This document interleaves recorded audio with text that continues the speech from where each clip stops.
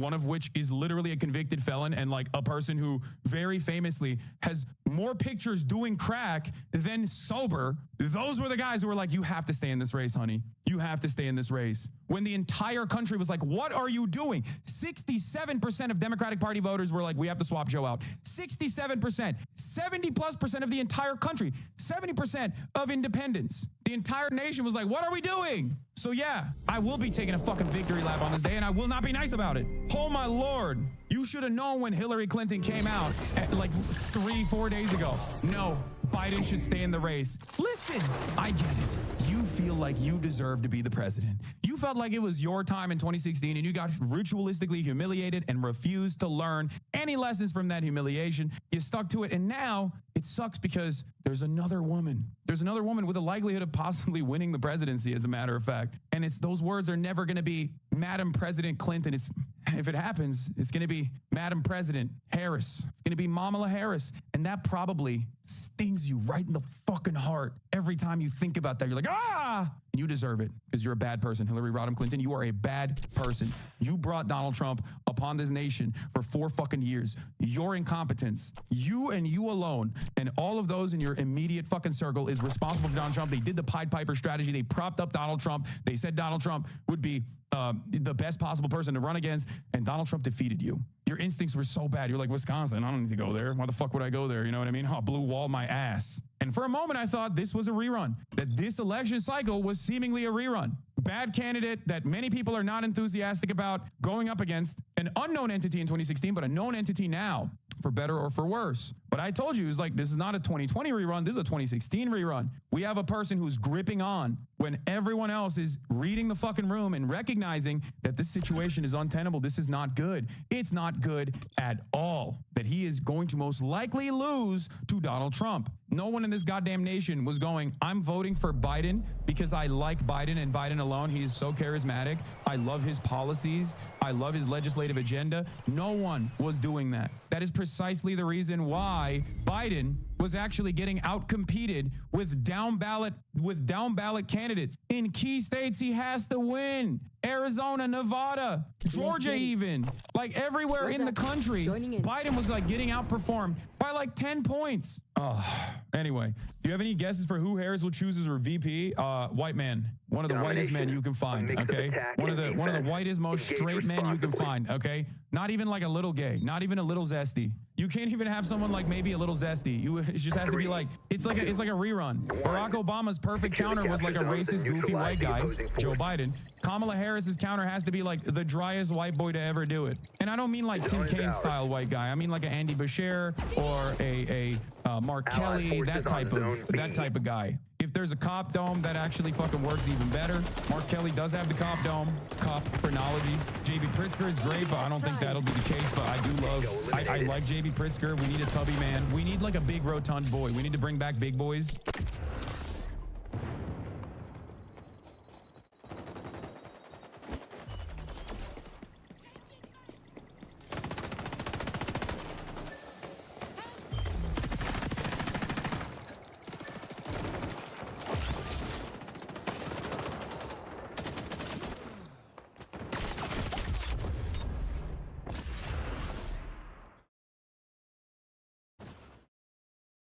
So anyway, here's Boogie. By the way, he was having choice words for me while it was coming out that this dude was faking cancer.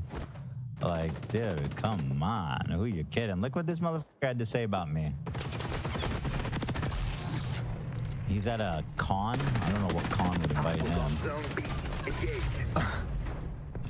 Maybe like the con, more like the con artists assembly. Did con just happen? Was that what this was? There's nobody there. It does look very interesting. Why is this guy laughing so big? Whoa. It looks like a fucking titan, bro. Look at that mouth.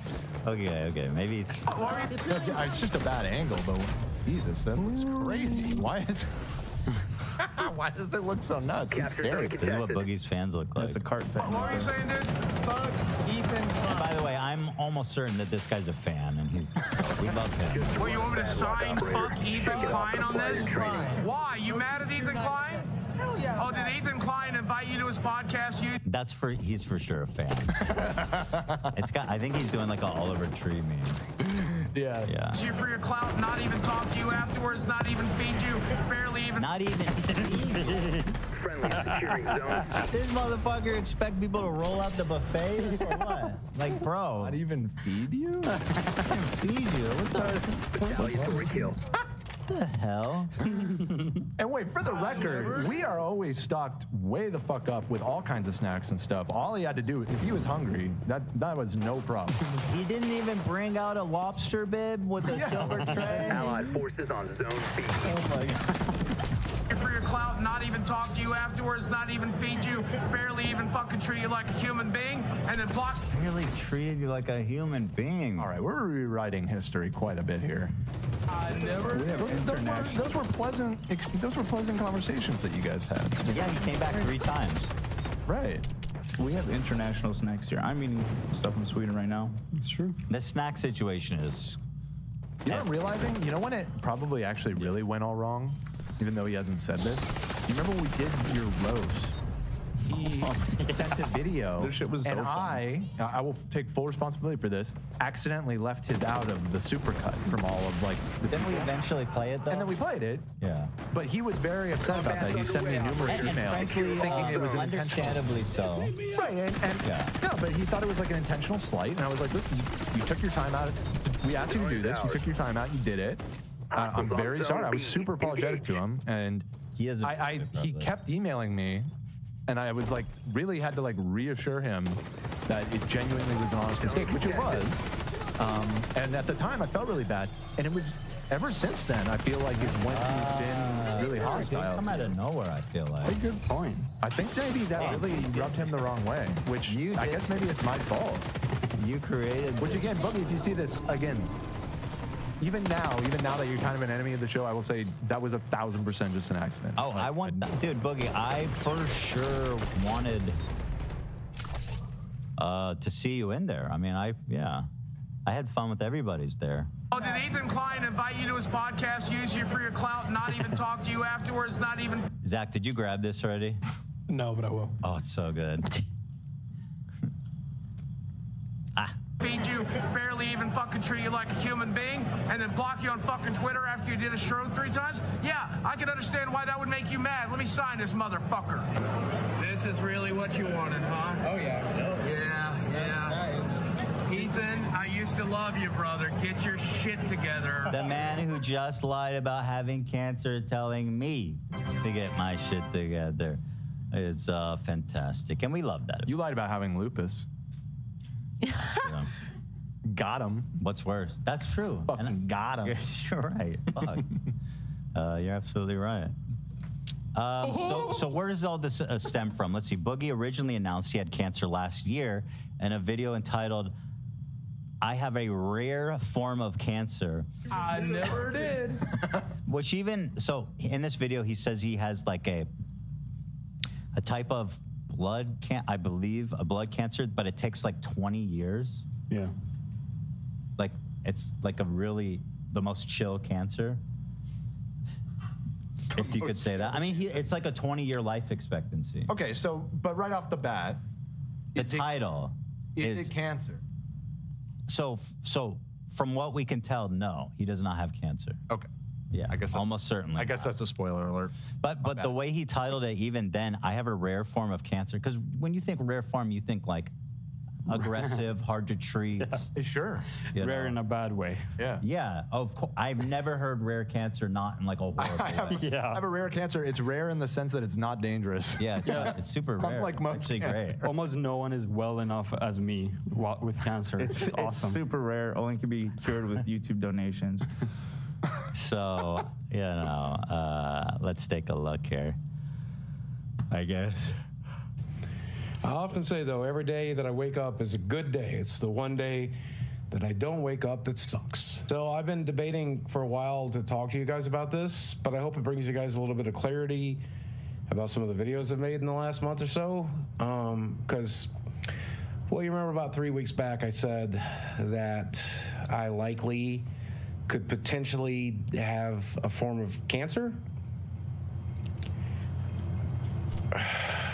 Turns out I got a rare blood cancer called polycythemia vera, which basically makes your body produce too many red blood cells. And when I started taking that testosterone supplement 7 or 8 years ago, however long it's been, we knew that this was a possibility. You never think you're going to be the guy who gets that side effect, though, right? You never think it's going to be you. But sometimes it is. It has to be somebody. But the good news is, I mean, this is a disease. When you imagine that he's lying about the whole thing, it makes the whole thing feel so absurd. Takes a really long time to get you. Statistically speaking, I'll die of a blood clot or a heart attack or a stroke due to one of those blood clots. And most people, after getting diagnosed, live another 20 years. So if you're gonna get a cancer, this is the one to get. You know me and my dark sense of humor. When my doctor told me all of this, I said, if I die of cancer, doc, instead of my morbid obesity, which I've been working so hard on for the last 30 years, I'm gonna be pissed. And well, the good news is, it might just give me a stroke or a heart attack, which is how I was going out anyway. The scary thing about it is that it eventually can lead to some health conditions, some of which I already have: arthritis, stomach ulcers, leukemia, and could definitely develop into leukemia, but the good news is that's pretty rare, so I don't think that's going to happen. And there's tons of different ways to treat it. I mean, they can draw your blood like when they donate blood. The top comment, or the top treatment, is low-dose aspirin. Huh. And Hostilities have already begun. Moving I operator. mean, they can draw your blood like when they donate blood, or taking a daily aspirin is going to help. Getting something to help reduce the itching, which has been really rough for me over a few years. Drugs that reduce the blood cell count, and things along that lines. It's pretty big. So anyway, he put this out, and he's been talking about it consistently since then. For example, one of the defenses he put up. Oh, did we even talk about his crypto scam, or did that also happen during the break? I believe that was during break. Yep. So he also, during break, got busted for doing a crypto scam. CoffeeZilla called him out. And well, here, I'll do this one thing at a time. Here he is, promoting a crypto scam. When CoffeeZilla called him out, he told CoffeeZilla, I spent it all on medical bills because I have cancer. So he's using this now to excuse participating in a scam, interestingly. Gay! True happiness is found by staying with the same woman, whenever she doesn't have a headache. And you know what gives her a headache? Competition anxiety. If I were rich and I were thin, she'd be afraid to stand next to me because other women would be looking. And I promise you, no other women are looking. Be a man! Make sure your woman feels secure by knowing you're not going anywhere. Now, Fatty is a community for like-minded individuals that have broken free from the matrix. True happiness comes from a goldfish, from the same woman a couple of nights a month, and the occasional meme coin. Fatty for life. She's like texting her family that she's like at the library or something. I never did. So he is participating in this Fatty coin, which apparently, and I can't believe, I genuinely can't believe it, that apparently there was $3 million of trading volume. And I genuinely, I feel like I'm missing something. There's no fucking way that people spot this shit still. There's no way. There's no way. Right? Absolutely not. Is this just money laundering? Like, what is happening? That was my first thought, to be honest. Because Coffee said 3 million in trading volume. That does not make any fucking sense to me. That crypto shit. But here it is. At any rate, that's what he says happened. And people were like, dude, it's a scam. Of course, after it launches, it gets rug pulled. It drops to zero. You guys know the drill. Here's CoffeeZilla confronting him, in which he mentions he has cancer. Okay. I don't know if you understand what my life is like right now, but I have so much free time that I spend a lot of it on my Discord now because I'm just bored out of my mind. I don't have places to go. I don't have money to spend. I'm literally... This dude just said I have so much free time, and he's not getting a fucking job. I just sit on Discord and talk to people because I'm so bored. Bitch, get a job. Or post shit to your YouTube. You can find something to do. But you're a pro. Even if you're even if you are a pedophile, wife-beating, cancer faker. Go work for free. Just work from home, you know? Yeah. And when Yeah. Go on. You could say it. Boogie's stuttering right now. Oh, he needs a minute. Yeah. Okay. just fighting for my life over here. my name. Go on. Boogie keeps stuttering. All right, I'm gonna play it. Have money to spend. I'm literally just fighting for my life over here, and a lot of that involves staying home, spending my money where it needs to be spent, and trying to just not stress myself out to make my polycythemia vera anymore. How much did you get paid for this total? I was given $5,000 up front with a promise of $5,000 on the back end after a week of coming on the Telegram, doing some live streams, doing some tweets about it, and all along the ways talking about how it's a shit coin that'll make you go broke. You know why they tell you to do it for a week, right? That's how much time they need to get out of the coin. They're going to slowly drain the coin as people buy in. They're going to use whatever's worth of your name to dump on your fans. You know that. Take no prisoners, Agent. Well, if you're telling me that, I believe you. That's how meme coins work. I told you in DMs not to do this. You came to me because you were about to launch this coin. Such an idiot. You told me after my first tweet.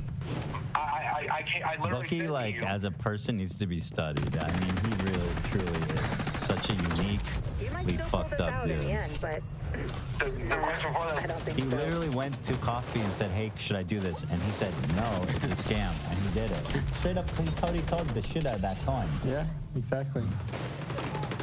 it's like, hey man, can we talk real quick? You said, don't do it. I said, I have some questions. And you said, don't do it. But at that point today, it was already too late. The first tweet was out. And No. There was no contract. There was no video out. The money. Here's this other part. If I'm being genuine with you, and I do want to be genuine with you and the rest of the internet, I'm in pretty dire need of money. I have a lot of medical bills, and I'm fighting cancer, and I very much like not to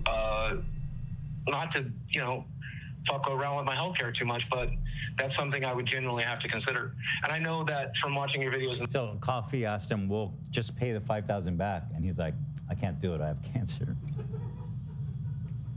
All right. The past, if I say maybe here, a lot of people are going to take that as a no, and it might end up being a no. So I may as well give you a hard no here because I very, very much need the money. I'm on $1,800 for the medications right now. I need the money to pay for that. I have a $2,000 a month mortgage. I genuinely would like very much to keep my home. I'd very much like, but I don't want to do it at the price of ripping anybody off. And that is kind of what's happened here a little bit, though. You know that. It's like there's no shot his mortgage is $2,000. He's been talking about that mortgage for like 20 years. And he lives in Nebraska? Yeah, obviously I fucked up. Arkansas, I I feel like he must have paid like $100,000 for that house. How much did Boogie's house cost? I feel like the internet must know this. It was like also just sell the house if that's such a big deal. Let's see. Yeah, I mean, of course, that's an option too. How much is Boogie's home worth? Everybody, I'm not the only one asking somehow. No, what? 170,000. He spent, dude. And back then, the interest rates were like 2 or 3%. He says he pays $2,200 a month. No fucking way. No, that's exactly how much my mortgage was in Michigan, and I paid $1,400 a month. You paid $1,400 a month. Mm-hmm. And how much was that house? Was it similar? It was the exact same. Oh, exact same. Yeah. So you were paying way less. Mm-hmm. I mean, is it possible that he's refied like 20 times? Maybe he has like a second or third mortgage. It's possible, but he's lying. Or his credit must be dog shit. Well, no, he's locked in. It's probably a fixed mortgage. Yeah, I guess probably. If it was it has to be. If it was... Wait, he says his mortgage is at 3%. What does that mean? 3% of what? I mean, he pays an interest. 3%? That's like as low as possible. Yeah, mine's 4%. Like 3, and that's good. 3% is insane. The current mortgage rate is like 7+. Not one of those odds where So hold on, you let's do a mortgage contact. calculator. Okay. Now he's had this house for it's got to be at least 10 years. Neutralize the enemy team. If it's the same house, yeah. Right in your wheelhouse, agent. Okay. People know. So when did he buy the house? If you have that date. This Reddit operation's post guessed that he had underway. it for. Get to work. I'll brief Oh, you on actually, the never go. mind. It says 10 to 12 years left. Well, let's say 10 years he's had it. Okay. Okay. And the cost of it is what? Would you say 170? Oh yeah. Okay, hold on. Maybe I misunderstood this. Oh, there is a video here. Boogie bought his dream house for only $275,000, where he talks about it. Oh, 275. He refinanced it because of his divorce and stuff. Such a So there's more to it. So he refinanced after divorce, which probably was not a good financial decision if he had 3% interest, right? There's more details in this video if you. I have a Boogie house breakdown video? Yeah. Oh. Hell yeah. Oh, this guy. That's crazy that exists. I haven't checked it for a car ride, obviously. But this What was the purchase price of this house? $275, and then I refinanced in 2018 because of my divorce. So the loan became $200,000 because I put more money down because I had money to put down. So I got it down to $207. And we're at 4.3%. We're 5 years into a 15 years. So we paid so much principal off. Wow, you did 15 year.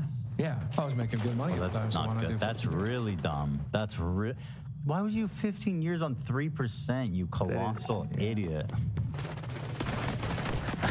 Moving out of that house and trying to stay in Northwest Arkansas near my medical professionals where So that would explain why it's higher. Yeah. If it's 15. Well, did he just say he moved out of it? To stay. Go back. Principal off. Wow, you did 15 year. Yeah, I was making good money at the time, so why not do 15 years? Moving out of that house and trying to stay in Northwest Arkansas near my medical professionals where I need to stay. You have to stay there. Yeah, I might be able to He get has an to stay apartment there. for $900 a month. I might be able to get a duplex for $1,300 a month, but paying $2,100 and then having some of that being brought in by roommates, I'm paying as much to live in this house and build equity as I would be giving it all to a landlord instead. This was the good choice. Oh, yeah. Oh, this was the good choice. He said that he had someone move in with him. Oh, I heard that. Yeah, I heard that he also has. Okay, whatever. Why are we talking about this? Oh yeah, because I think he's lying about his mortgage. I still think he's lying, but whatever. Speculation. Yeah, I mean, you've informed me of that, and I'm very sorry for that. I hope people listened. I hope people heard what I had to say. I hope people remembered, like, you're buying into a community that's there to make fun of me for losing my ass. That's the entire point of the community. You're supposed to, as a crypto bro, come in and maybe you throw me a bone because you know I have medical bills and shit to pay. But that's for millionaires. I want multi-millionaires to make more. They're really not throwing you a bone, though. They're throwing the people who paid you a bone. Like, the people who are investing in this coin are enriching not... H3 Industrial Complex, 15 years, almost as old as his girlfriend. Almost. Yeah. Kind of true. Right on the money. We're catching up to the good part. Here he mentions potentially starting a GoFundMe for his cancer. He's very coy about it. He goes, I don't want to ask you guys for money, but, you know, I do have cancer. So I heard Penguin said just go start a GoFundMe if I need help with medical stuff. I've heard that a lot. What do you think I should do? Should I seriously consider? So hold on. These options. This isn't a manipulative poll at all. He's right. Do it. This is like one of the joke polls I make on the show. The vast majority definitely voted not just die. Is this still up? Let me check. He nuked his Twitter, so probably not. Oh, yeah. Yeah. I never did. Yeah, he panicked and erased all of his shit once he got busted pretty hard. Charlie made a video about his crypto scam, and I'm pretty sure that wasn't a serious suggestion. I didn't watch that video, though. It's still up on the stream. Oh, it is still up. So what's the result? Oh, yeah. Almost 50% voted for Nah just died. Yeah. Oh, boy. I never did. 32% still say do it, though. 18% said maybe. Not very helpful. Said save it for the show. Where are you between make a Patreon and just die? I should mention I'm also a felon. Somewhere between the two options. My ex-wife, and I am also a pedophile. Yep. We heard that, brother. About 2 years. Here he is. Okay, so this is clips of him getting confronted on stream. Pick yourself up and punch back. About showing his diagnosis and refuses. So this comes from Destiny, the streamer, heard about this, and he kind of spearheaded this whole thing where he heard the facts and he's like, he's for sure lying. So he got on the Lol Cow live podcast. And I gotta tell you, this episode was a banger. The Lol Cow, they hit gold with this one. Although they may have lost one of their greatest Their lol golden calf. Yeah, exactly. The golden Lol Cow. Yeah. So the part that is really amazing is people start offering. So first Destiny offers him $5,000 to show his medical record. He's like, just show me a medical record that says you have cancer from your doctor. And he goes, you know what? I have it, but I'm not going to show it to you because it's all I have left of my privacy. And then they go, oh, $5,000. It got it tipped to $75,000. And he just still will not show it. I thought he was desperate for money. He was so desperate he did a scam for $10,000. But we won't take his medical. $75,000 to just show a piece of paper. Watch, yeah, it's amazing. Oh boy. 2488, you are being confronted tonight. Go I ahead. am 99% sure that you are faking. No, don't move on. You are faking your cancer diagnosis, Boogie. Did the doctor ever tell you, or did he ever say the word cancer? He said polycythemia vera, which is a form of cancer, as he explained it to me. So I think it is secondary to polycythemia. Well, then can you why would explain? he call it polycythemia vera? Why would he tell me that I have hormone markers in my blood that tells me I have polycythemia vera? By the way, I've been through so many blood tests. I'm not a doctor, but I really don't think that's how it works. Where you're like, oh, here's this hormone, you have cancer. It definitely requires more looking into than that. Yeah. Yeah, no. I would imagine so. Not enough for GoFundMe. True. Yeah. They order a bone marrow biopsy How'd to that go? confirm it. Well, if he ordered a bone marrow biopsy to confirm it, it would be weird that you told us that you already had a diagnosis and a confirmation. The markers are in my blood. The hormone markers are in my blood, Destiny. Correct. But you said that you had received a diagnosis, but now you just told me you got a bone marrow biopsy. It's a diagnosis, and now we're confirming. It's called a confirmation. The hormone markers are already in my blood. Yep. And So I think we are what happened confirming is- it with Wait, pause it for a biopsy second. because I'm wanting to. How is Keem not here? He is. I don't know. This is Mudahar's POV, and I don't know. Oh, okay. I saw I was this gonna say from- this is like the crowning achievement of He this is. whole podcast. He okay. is there. All right. He's well, good. sitting there, and to his credit, he's not saying he's letting it play out. Good. He's sitting Okay. there with a cigarette. Okay. There you go. Just enjoying. to do that because I'm praying to God I don't cancer. I just don't understand why you won't just go grab a piece of paper and just disprove them. Like Because you I don't have all these feelings. So yeah, Destiny goes Okay, I want the. Do we have the source? Because I mean, God bless Mudahar. in but- like a shark who just detected a little bit of blood. in the Mudahar's shot water. right now looks like Ian's. Dude, it's even darker than the last time I saw his video.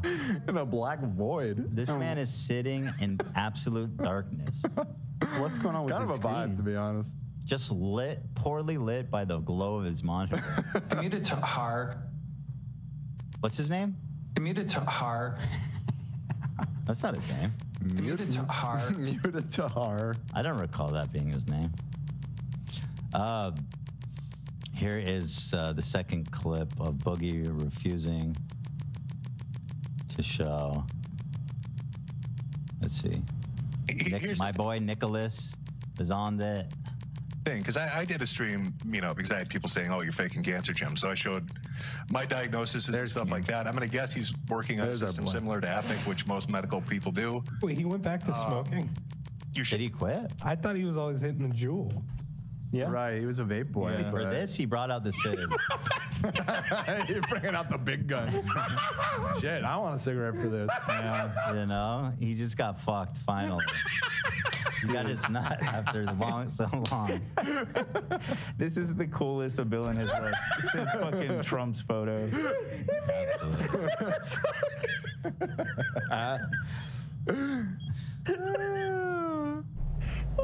Kind of amazing how he made it. Where's the audio? Check the player. It probably got muted on there. Is that you, Zach? It was down. Sorry, I was laughing too hard. My bad. You should be able to go right into diagnoses, and it's going to list everything that a doctor's ever said you had. Yep, I just read it to him. Okay, and so it lists the cancer there? Yes. Okay, so you could screen cap that and just show it. I mean, that's what I did, and then that would be the end of it. Absolutely. And I made the decision 2 years ago that I would not do that, and I would rather leave the internet than to give the last shred of fucking privacy I have left. And here's the thing. I understand the privacy argument. I should have never went public with it. No. Let me finish. I mean, you can redact information. There's no issue with that. But just showing, I mean, it literally is just a page that says patient diagnoses. Yep. And then it lists what you have. It doesn't tell you who the doctor is. It doesn't tell you what hospital you go to. It literally just says the disease name. And I won't be doing that. But I don't understand why not. Because he doesn't. Come on! How great is this? I mean, it's so unreal. good. Dude, I find it so interesting that Keemstar made it. Like, this lolcow shit was so garbage at first, but it's turning into this fucking thing. It's definitely peaking, right? At least he may have peaked, but I certainly got to give it up. This is phenomenal. This is phenomenal. I love that Keemstar looks like he's in a garage and he's like lit by headlights to me. True. It looks like the reflection of headlights. Someone's just getting ready to run his ass over at any time. He does have cancer. Yeah, that's going to be the narrative they'll go with. So that's Well, no, I mean, I'm legit trying to give you the benefit of the doubt. When I shit on you for the crypto thing, man, I said I'd take your word that you had cancer. I'd take your word that the medical shit's expensive. Yep. So I mean, this seems like I spent 2 years treating a disease that doesn't exist. These people used to be my friends, and I genuinely would have never believed it would even come to this. And I'm just. Wow. How amazing is that? Amazing. Oh, God. That's so painful, dude. Let's see if it works. Good luck. Join video call. Why not just... This is 17 minutes. That's too long. They don't even have to share it public. Oh, this part was great, too. If that wasn't bad enough. Listen to this. God. Is it possible that next time you see your doctor, you just come out and say, "Do I have cancer?" And he says, "Well, no. It could turn into cancer." Is that possible? I guess that's possible. So I would have a really strong case for malpractice. But I guess that's possible. You're saying that's possible. A person that knows they have cancer would be like, no, You know. that is not possible. You don't go online and be like, I have cancer. And then be like, well, I don't know if I have cancer. Oh, man. At all. Boogie. I have cancer. Well, I'm saying I do have cancer and know it is very unlikely, but I guess it's possible very my unlikely? doctor could be a fucking quack. I guess it's possible he's been lying to me for clout. I guess it's possible that he's been... I don't think he's lying to you. What did you just say? That insinuation is awesome. The doctor's lying for clout, dude. Boogie 2988. That's so fucking awesome. Man, that doctor's such Who's a this G. doctor, Jimmy Lee? Yeah. Oh That my is- god. Shit, it's getting late. Look at this. Jaw dropping. It is. We're over 3.5. Oh man. Yeah. The city skyline is telling me to wrap it up. Yep, indeed. I don't need. I guess that's a possibility. By the way, don't. Is it possible that next time you see your doctor? Oh, this just restarted. Honestly, wow. So there's a clip of them offering, but apparently it all accumulated into $80,000 for him to show the evidence. And he refused and then deactivated his Twitter. Obsessed. Right, which apparently is back. Because It's when back. when you were talking about this the other day, I went to go look at his Twitter and it was gone. Like not just tweets deleted, but like gone. But yeah. But it seems to be back now. So then CoffeeZilla got him back on the phone somehow to confront him without lying about cancer. When were you paid the $5,000? 5 days ago. Later, I verified with Boogie this payment occurred on June 19th. And when Boogie said all the money was gone on June 26th, that gives us a window of time where he should have receipts for about $5,000 of medical expenses. Boogie, when I asked, agreed to share these expenses with me, and the following conclusions are based on him providing accurate records, which I know is a dubious idea, but when he shared what he had, it fell far short of even what I was expecting. He gave me 2 receipts for the time period, one for $154, the other for a copay of $60, a total of $214 by the time we talked. So where did the rest of the money go? Well, Boogie claimed that it was really intended for medical expenses after we spoke, and that when he said the money was gone, he meant it colloquially and then accused me of lying.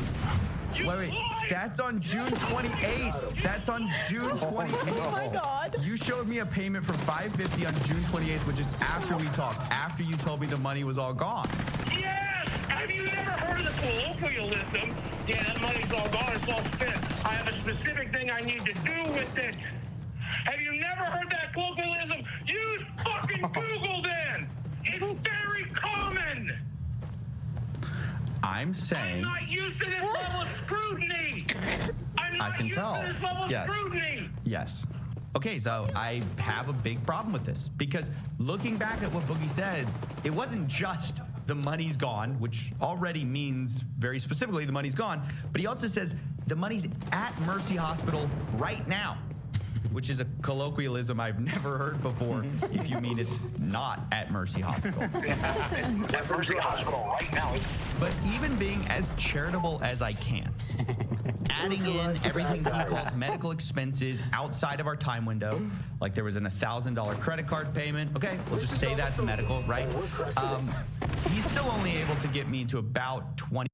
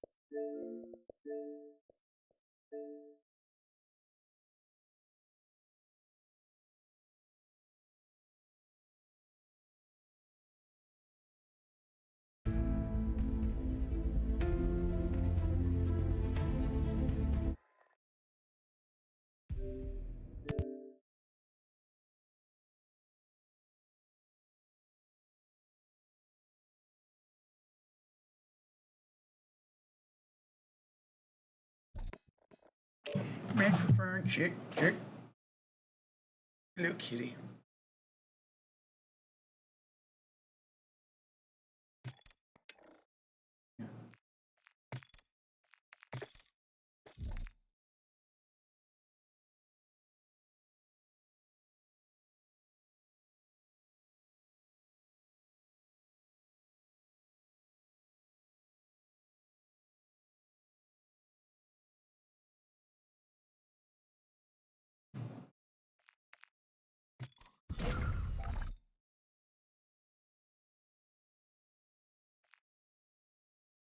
Hello, can you hear me?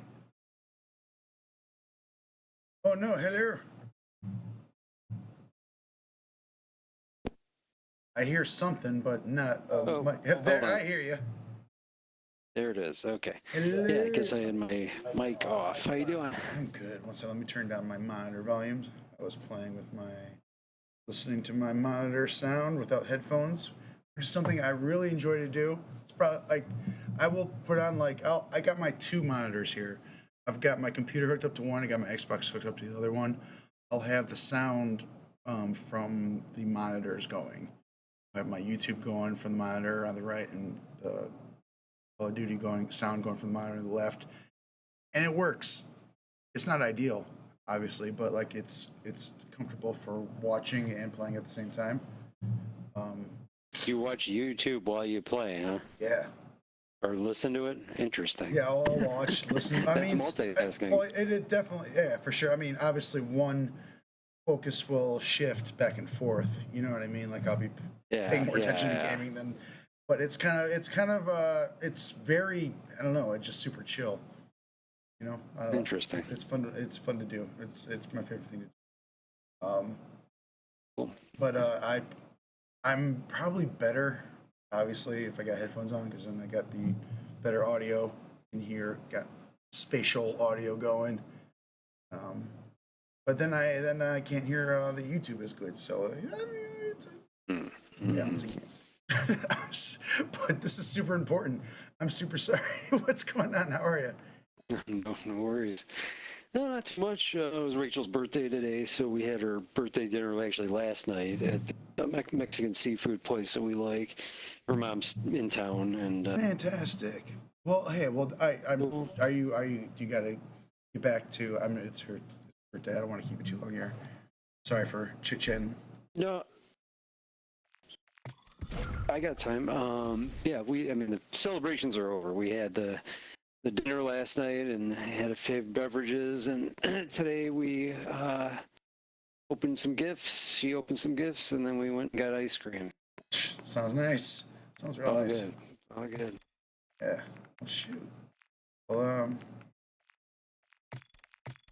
best birthday gift of all is Joe Biden dropping out of the race. Oh my God. It's gonna be a very exciting week. Mm-hmm. It's going to be a lot of fun. You know, I almost hope. I mean, I wasn't too keen on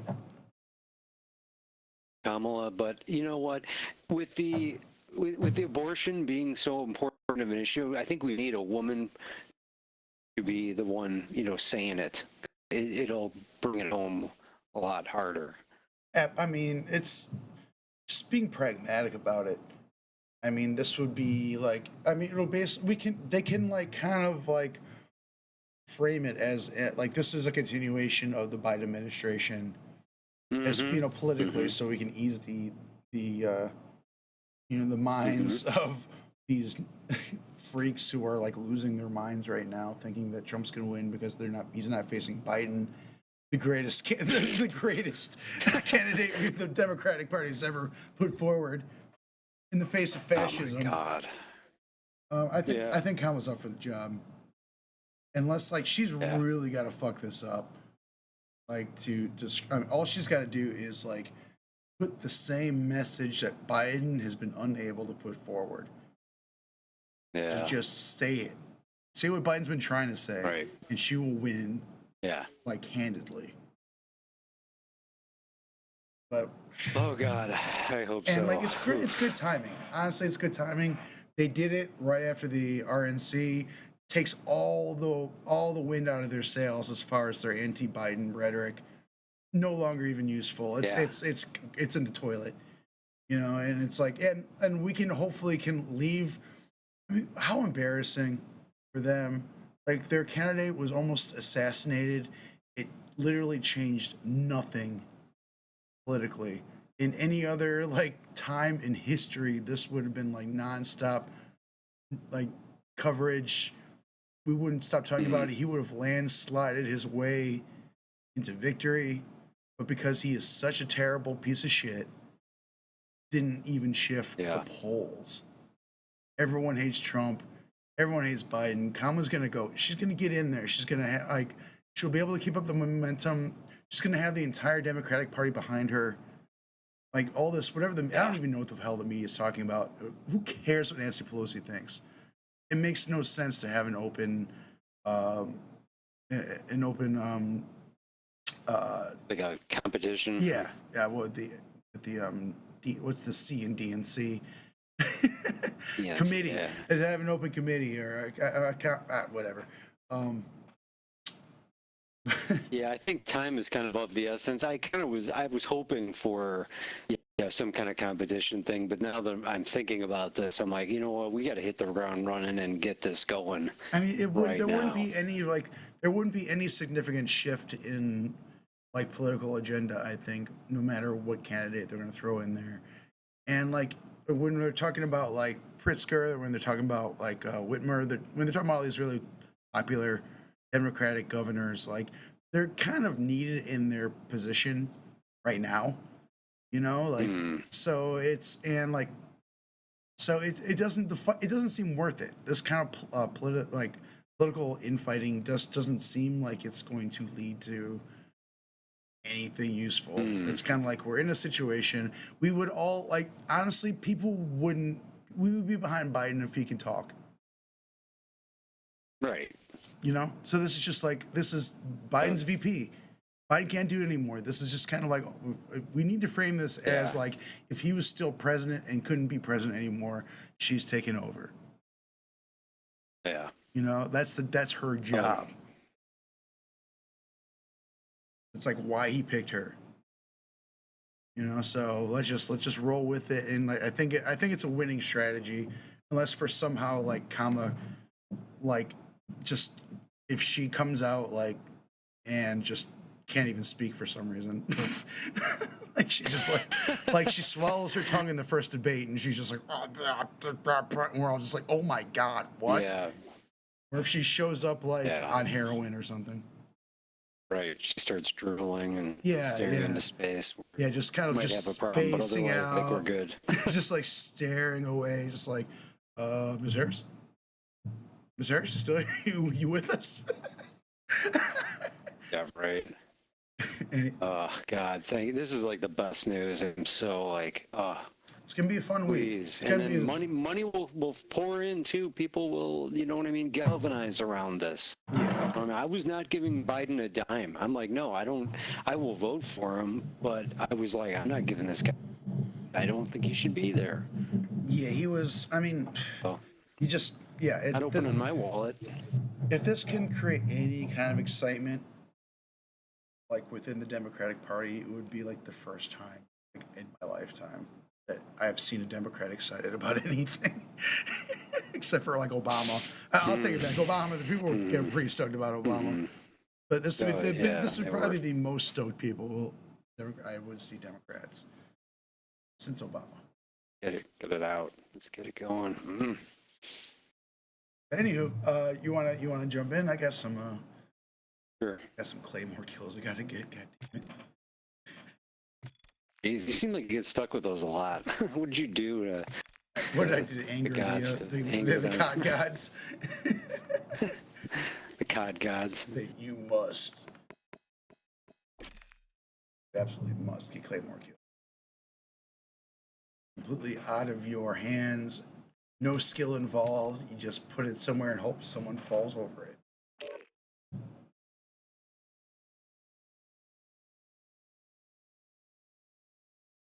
I don't think anyone ever votes for the Get High map. Oh God. Yeah, I'm not into it. Like it's hard to see. I don't know. I mean, it's a gimmick and it's a thing and all, but it's just like it doesn't anything that like takes away from like how well you can see shit. It's not worth it, man. And it just seems hard to see. Call of Duty needs none of that. It's hard to see your enemy in this game, like hard enough as it is. You don't need to do anything to make the visuals any worse. Yeah. So, did you end up going out anywhere last night, or you were out when I think I? What did I do? I'm trying to. Yeah, I did. I went to Montrose Beach. Went to the dock. Hung out there for a little bit. Went for a big walk. I went back there today. It's my new favorite place. Cool. Yeah, I mean, you're there. May as well. Not even a 20-minute walk. Beautiful. It's a bar on the beach. It's a winner. Definitely gonna enjoy it while the weather is nice, because I know. Yeah. It would not be possible during most of the year, so it's gonna be my go-to. Securing Bravo. Securing Objective Alpha. Objective Bravo is compromised. Get it back. We're taking Alpha. Charlie. Switching mags. Sorry. Hey, how's it going? Hey. We control Alpha. The enemy took Charlie.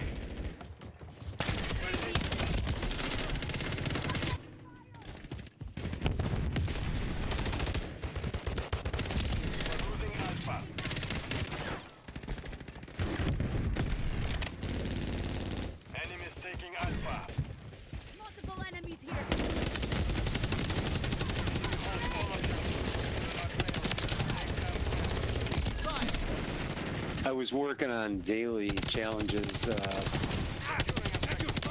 I am getting a little bit of echo here, but oh shit.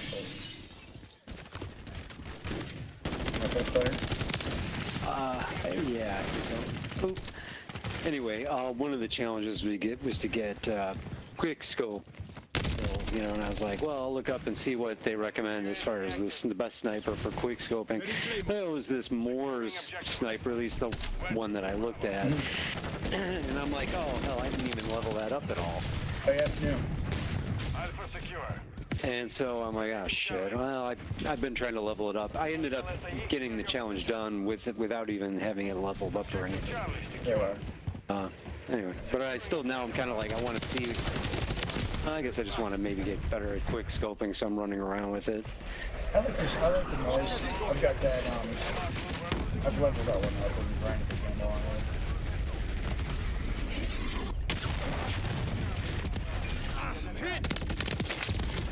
Oh man. And that guy. Got my battle rifles. Setting Claymore. See if I can get these claymores kills done. Taking Alpha. Objective Bravo is compromised. Enemy securing Charlie. Objective Alpha is compromised. Get it back. Hostile UAV in the area. We're losing Charlie. We're taking Bravo. Securing Charlie. Hi, close one. Loading fresh mag. Oh, that was close.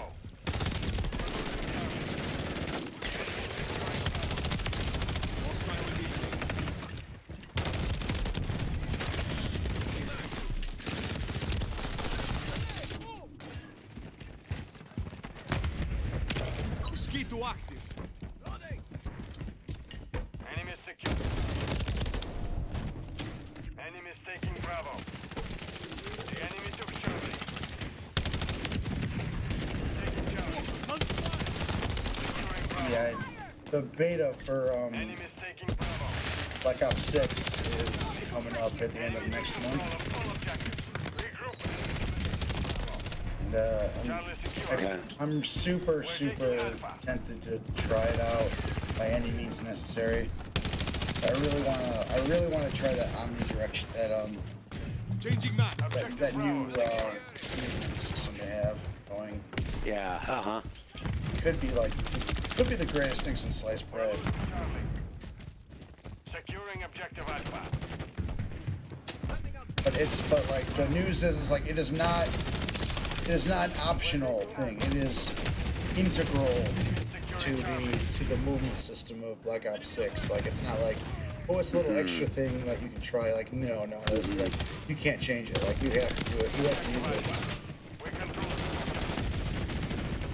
Interesting. So it better be good.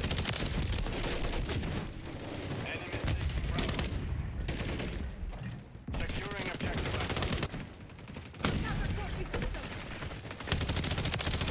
The enemy holds all objectives. Just doing my job. Control Alpha. We're losing Alpha. The enemy is gaining ground. Put them back. Friendly care package on the way. Setting claim. Taking fire. Securing objective Bravo. Switching mag. Hostile Wilson in the area. Like our team is dropping out. Seriously? Yeah, down to like 4 players. I don't know.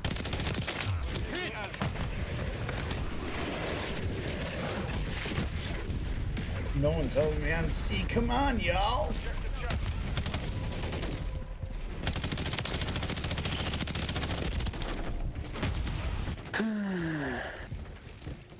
Hostiles deployed the remote turret.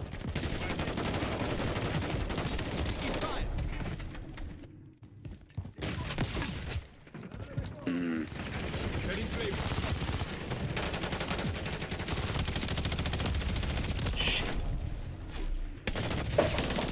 Securing objective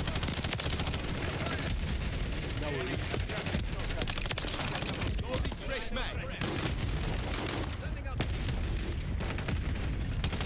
Bravo.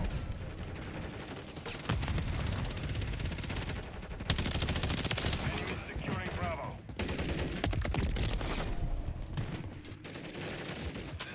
Enemy is taking Bravo. Dropped it.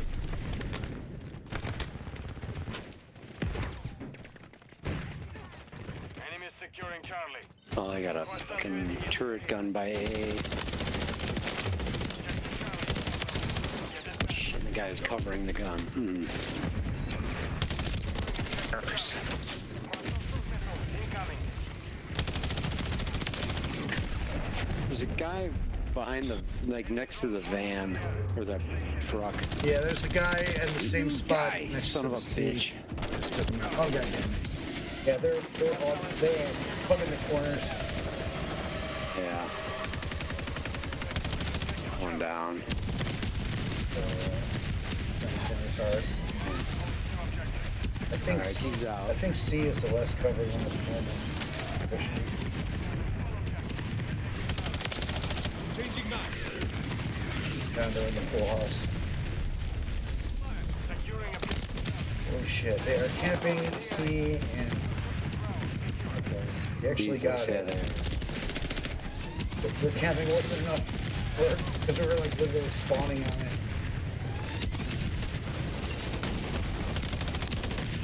What is happening?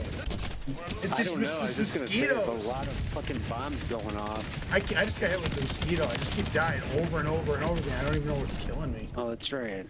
I got a mosquito. I'm gonna shoot mine off. Oh my god, what the hell was that? They have a turret out too. Shot me like a million times in the face and didn't kill me somehow.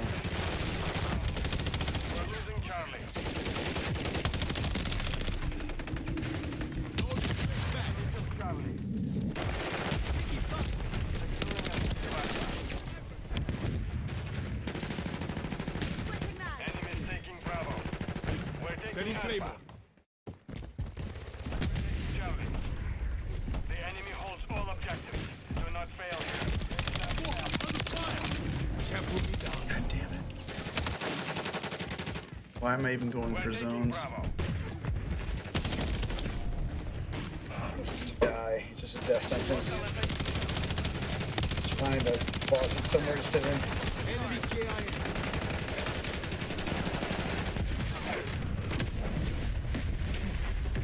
Hostiles.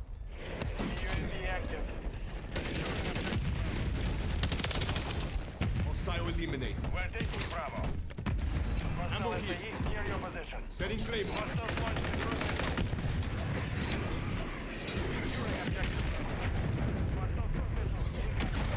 I'm just gonna chill in the laundry room.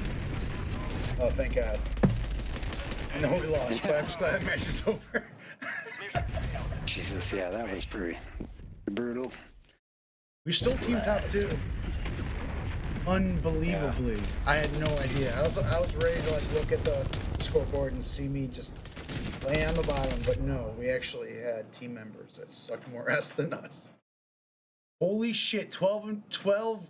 Oh no, sorry, 39. I thought it was 12 kills and 45 deaths. I had 39 kills. I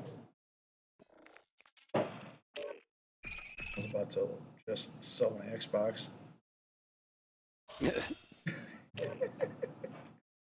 12 kills, 49 deaths. This game isn't for you. Obviously not.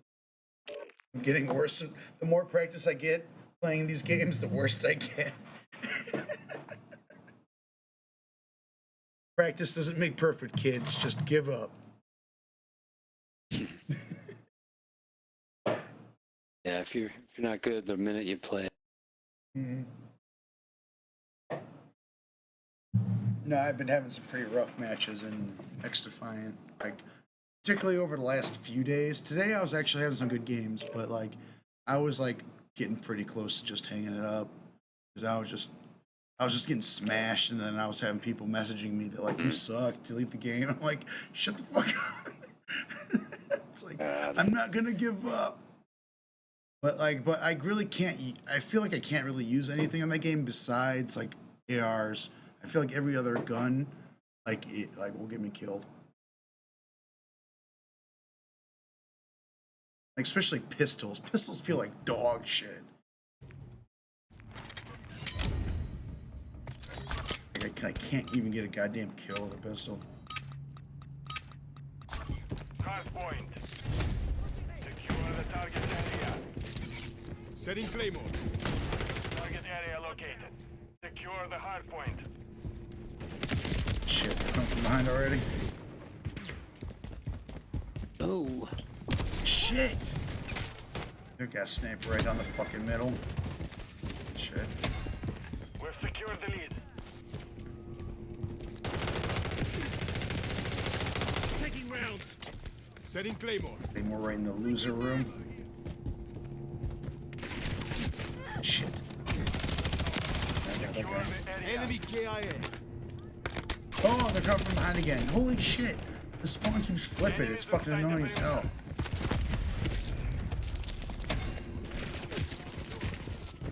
Hard point compromised.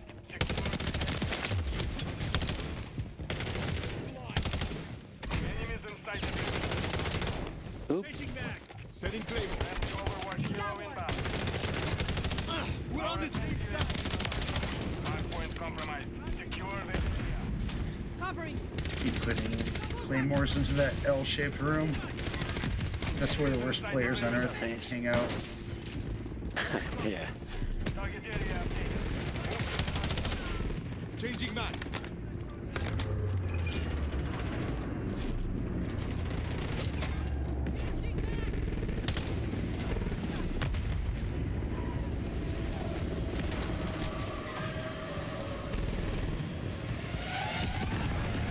How's that sound? Holy shit.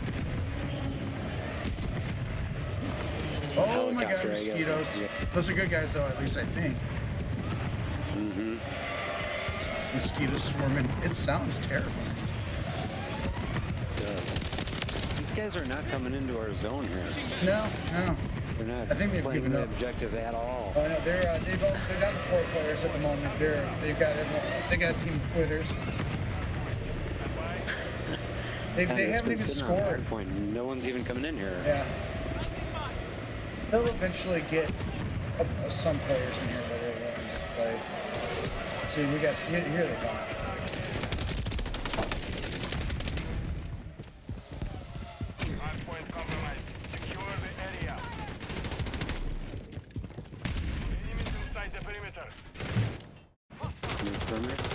Alright, sounds good. Setting Claymore. Hang on to this perimeter. Oh my god. I don't even remember getting one Claymore kill now. Oh, we got Tommy Chong trying to be a tough guy. Loading fresh mag.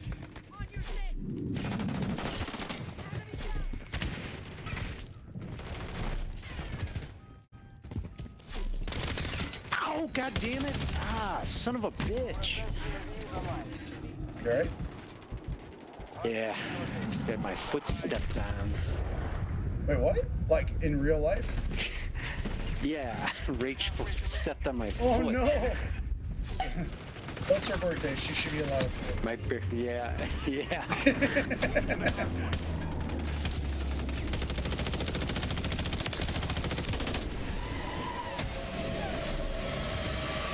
My god, another swarm? Terrifying sounding swarm. Who's doing that? I'm looking at our team. Looks like Mercenary 6. He's got 57 kills. I'm assuming there is. Wow, that's scary sounding. Yeah.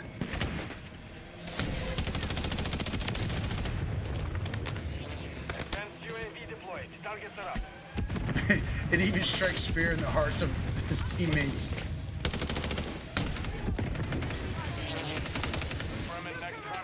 Changing map.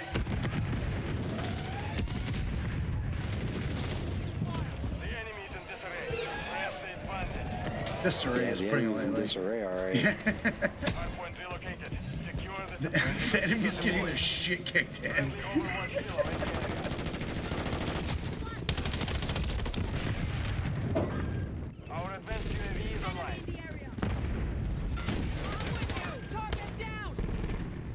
Oh shit, I just jumped out the window and next thing.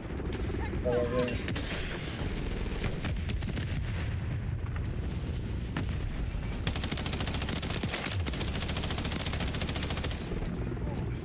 Setting Claymore.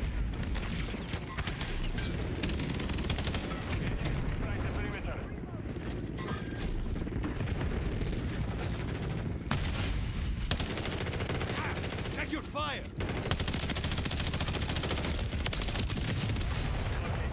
Stand by. Get your back.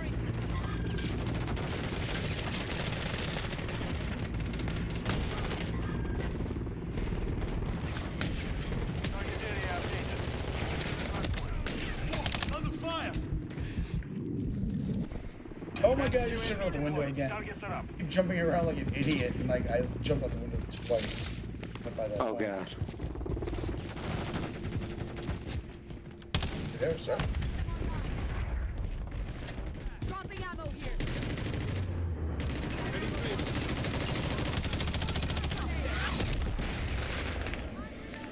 Yeah, we whooped him up. You and I both had like 3+ minutes on the point. No one else was even hanging on the point. Yeah.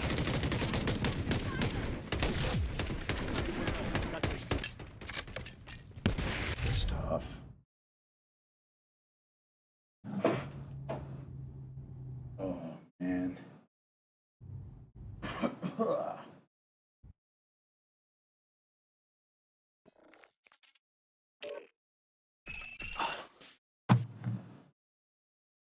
So you guys still coming out next weekend? Yeah, that's the plan. I mean, we'll look at the weather as long as the weather holds up. That's the plan. Yeah, I was kind of checking out to see like how we can get out there. I think we'll probably try to take the Metro to the Irving Park stop and then maybe Uber. The Uber was kind of shockingly still like 25 minutes. Oh God. From the train station, which I was like, maybe it was the time of day that I was looking and it just busy for some reason. Maybe because of I don't know. Well, I mean, it is pretty far west when you get off the blue line there. What do you think?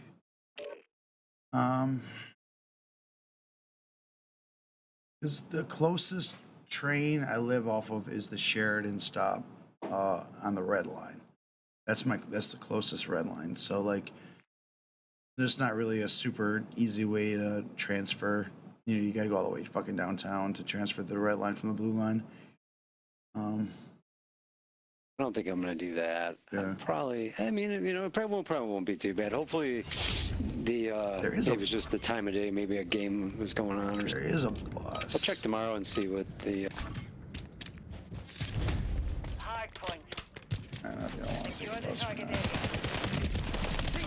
I don't mind. Rachel's very anti-bus, but I get that. I definitely get that. But no, it'll work out. We'll figure it out. I will have to pay attention to, like, we have to catch the metro on the way back, so it'll be a little bit of a timing. Yeah, I get that. Make sure we get that ironed out, but right on. We'll work it out. So let me know if there's anything I can do to help or make it easier.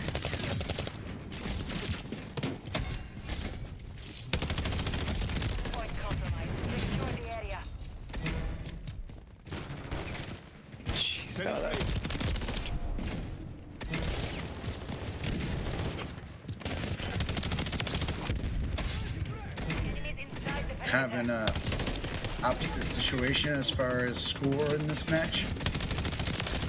The team is smacking us around. Here we go. Yeah, I'm running around with a sniper trying to quick scope, and it's mixed bag. Is that your challenges right now? Do you guys sniper stuff to do? No, I'm just trying to level it up and improve my quick scoping skills, of which I have almost 0. I've got us on the small map mosh pit, so if you want us to get out of here, Oh no, this is fine. I gotta get some melee kills. I need just one more. Mix it up a little bit. I just need one more Claymore kill to finish all my challenges for the day, and it's just never gonna happen.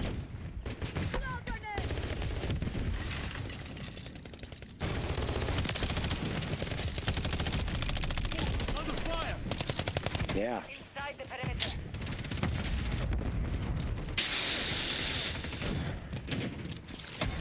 Setting Claymore. Oops. Hardpoint relocating. Stand by.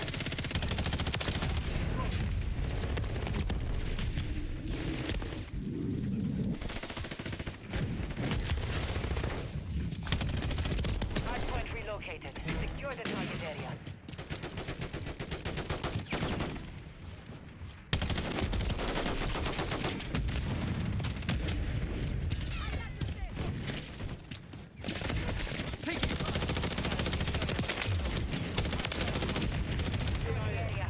Switching mag.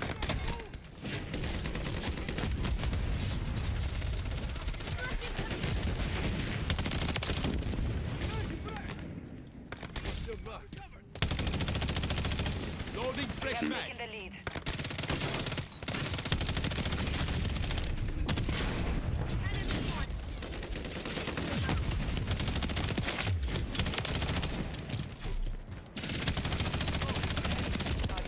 Stand by.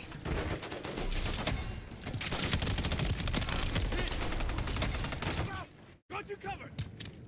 Target area updated. Enemies inside the perimeter. Hostile care package. Enemy in the area. Hostile mosquito is online. Hostile UAV in the area. Hostile cluster mine. Lost the lead. Hostile will be. UAV online.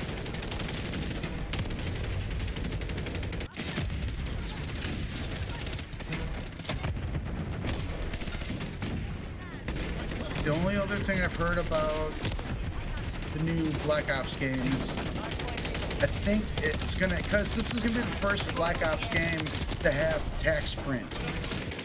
Cold War didn't have tac sprint, and they didn't have tac sprint before Call of Duty 2019.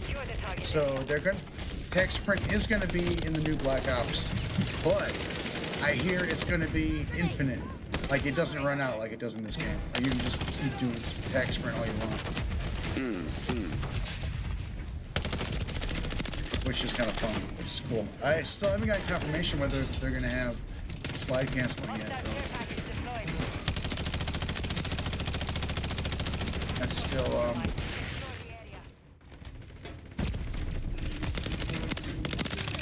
I've been hurt worse. I'm kind of really enjoying the way XDEFIANT handles sliding.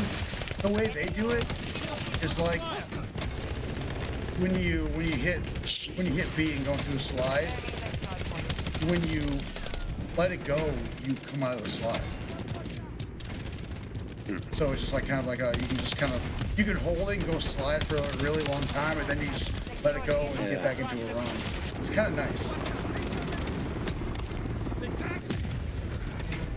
But I am very interested in how they're going to handle it. Because if Black Ops 6 is good enough, I'm not going to play anything else. Could be the best feeling game of all time.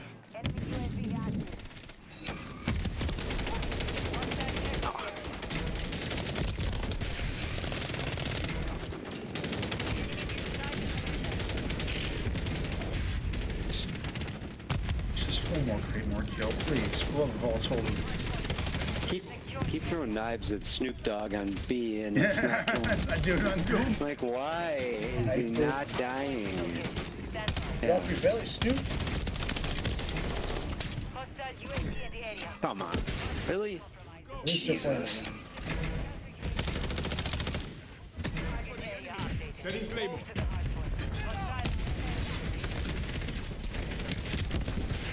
Here we go.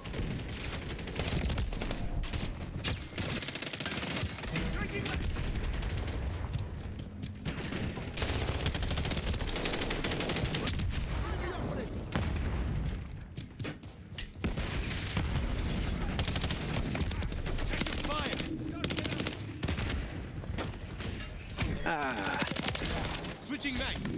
What the? Oh, fuck. Weird. Oh.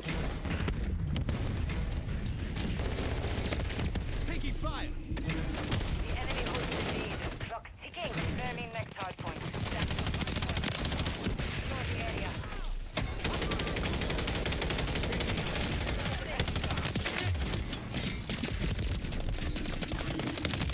Hard point relocated. Secure the top area. Counter UAV overhead.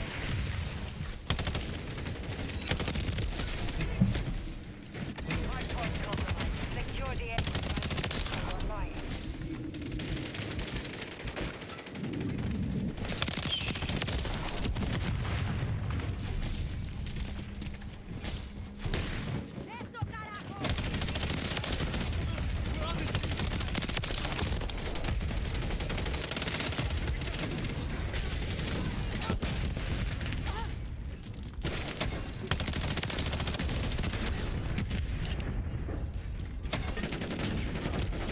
Oh.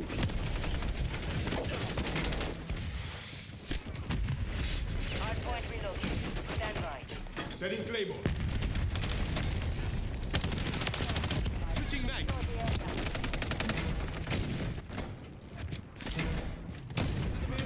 Target area updated. Move to the hard point.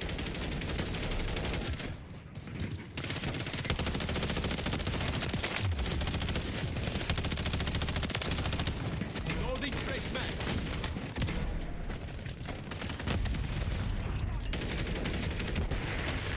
Hostiles deploy the mosquito.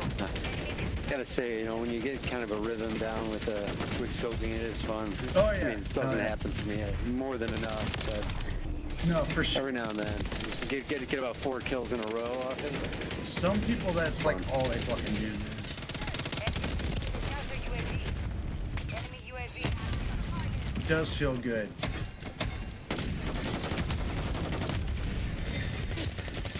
Confirming But next hard it's point. kind of, it's almost a way of life. Quick scope.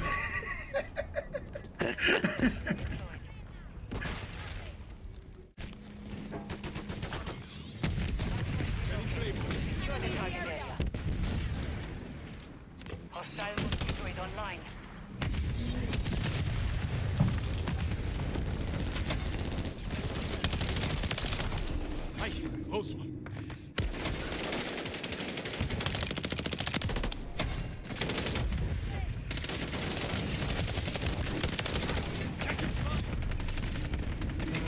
Changing maps. Hardpoint compromised. Secure the area.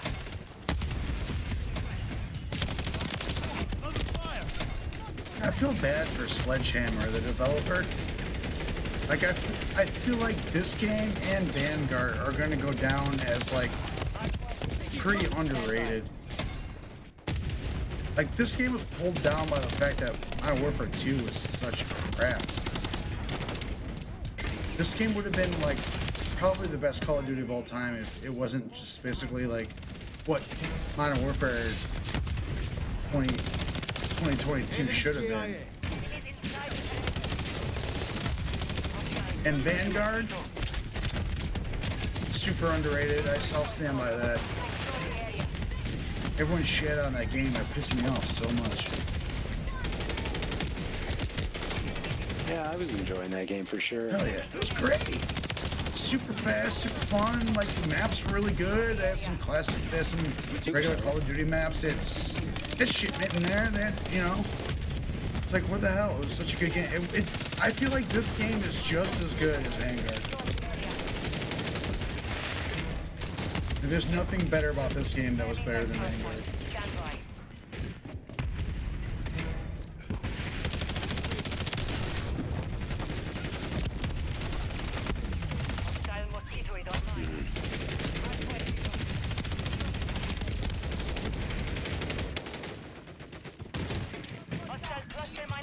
But just funny, because I know that, like, Black Ops is going to come out. It's going to be great, but people are going to shit on it, like, any chance they get. And then everyone's going to be like, oh my god, the next Infinity Ward game is coming out. Get excited, get fucking freaked out. And it's going to suck dick. It's going to be horrible.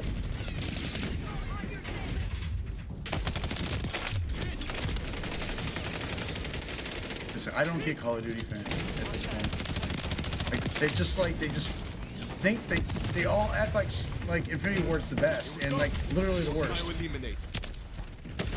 Taking fire. Hardpoint relocated. Stand by.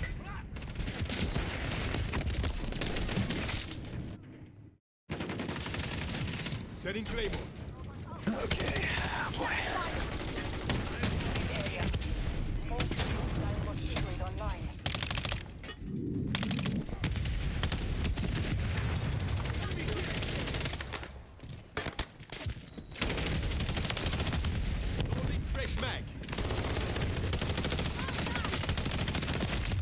I'm just gonna go ahead and predict right now. The next Infinity Ward developed Call of Duty will be the worst Call of Duty of all time. I'm just gonna call it now, whenever it comes out.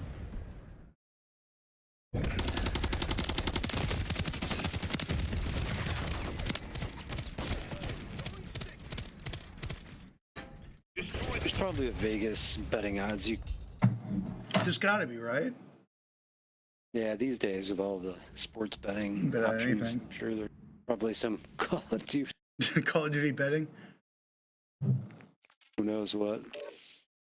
Oh my god, I still need one more mail. I think I still need one more Claymore.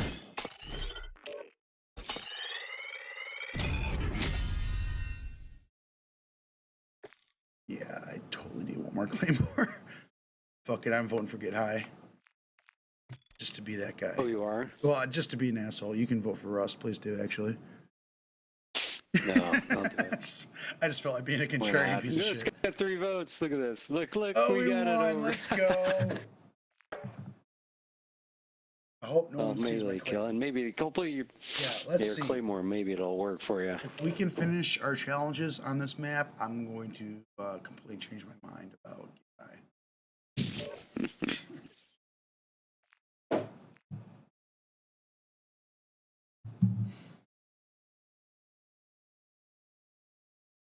Man. Yeah, this weekend fucking flew as usual. I sleep too much over the weekend, man. I don't know what it is, but it's I just can't avoid it.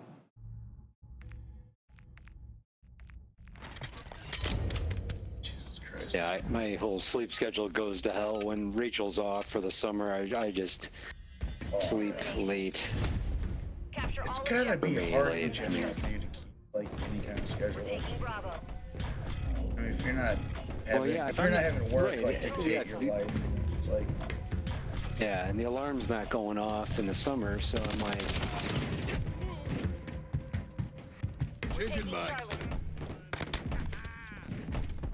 Getting my melees. There you go. Charlie secure. We have taken the lead. Oh my god. So the ground opens up and there's spikes and you die. Got it. Losing Charlie. Yeah. That can be a little nerve-wracking. Secured all objectives. Give no ground.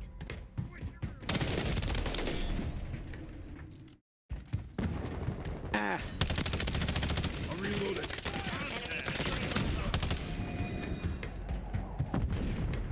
Enemy securing Charlie.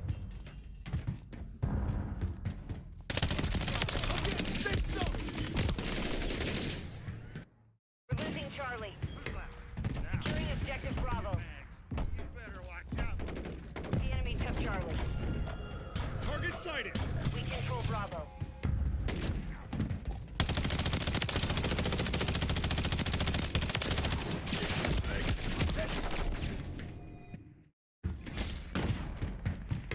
Securing objective Charlie.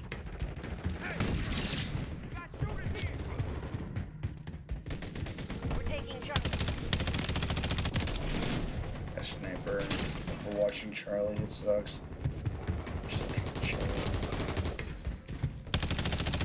Control 2 objectives. Securing objective Charlie. Attack me. Multiple movers.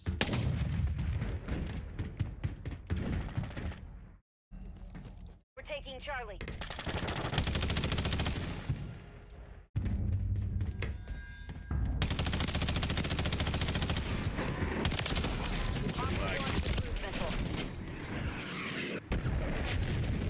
Hostile UAV in the area. I'm getting stitched up. Enemies taking Bravo. Oh, I thought I was on top of a dead body and it was a player. I was like, I'm not trying to hump you, dude. Sorry. It's a little awkward. Hey. This is kind of a small map. I do like that. Once I kind of figure out the layout. Domination is my favorite game mode because it helps me. Basically, kind of really makes sense of a map for sure. And I was probably saw that show. Good. Whoa. Securing objective Charlie. We've lost Alpha. We're taking Alpha. Charlie secure.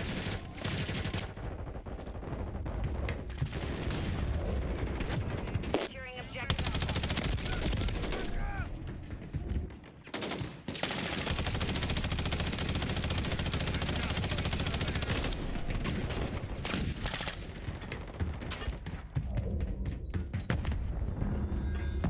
Enemy securing Bravo.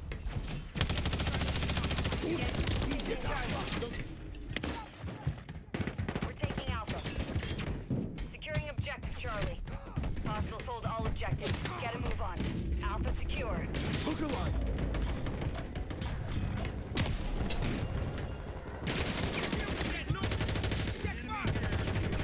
Enemies taking Alpha.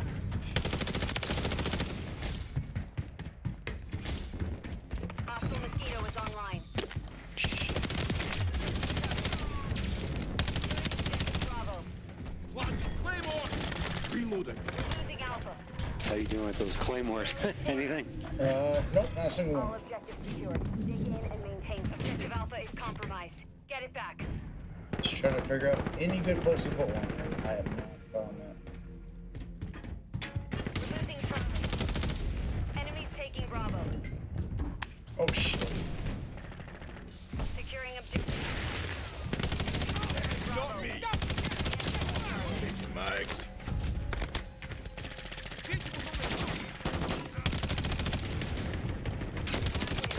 Changing mags. Finish it.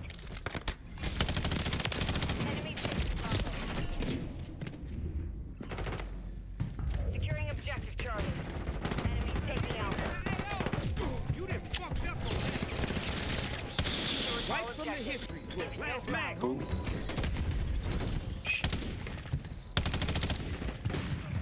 Man. All I hope is that, like, in the next Call of Duty game, I just hope the enemies are just, like, glowing bright red. I hate not being able to see enemies. We're losing Alpha. Enemies securing Bravo. Was it this game that they came out and they didn't have the dots at first? Yeah, you can see shit. No, Like, that was what part the two. hell was that That's all Modern about? Warfare 2. Enemies taking Okay. And then they eventually added it back in. Lost Bravo. We're taking Bravo. Yeah, Infinity Ward keeps on trying to take away, basically, any way to see the enemy. Bravo. Enemies securing Bravo. Friendly mosquitoes full. I mean, then you're just totally. What's the point? Well, you can sit and camp in a little corner. Yeah. No one can see you because it's impossible seeing one.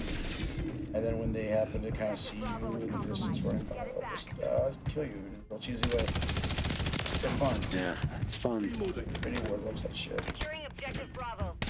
Check your bloody fire.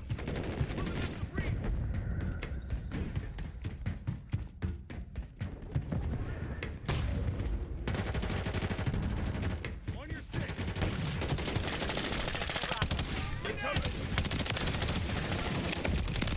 Attack me!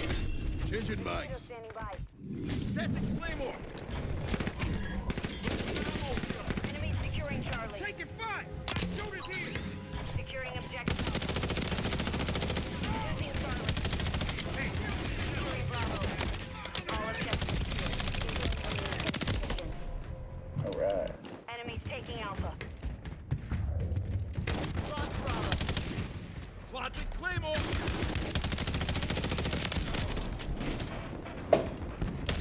Losing Alpha. Objective Alpha is compromised. Get it back. Securing objective Bravo. God damn it, I just like fell in the spikes and even real. We're taking Bravo. I want to say it again. Yeah, I don't like B, this is dog shit. Yeah, you can't climb up the other side. Be very careful.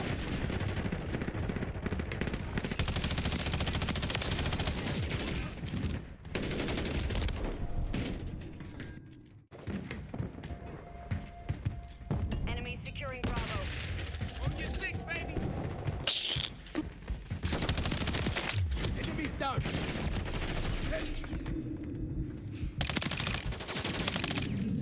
We've secured 2 objectives. Enemies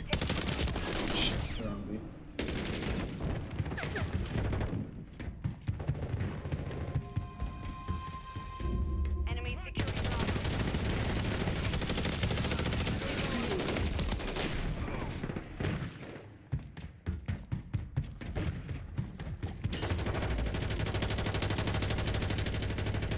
Taking Bravo.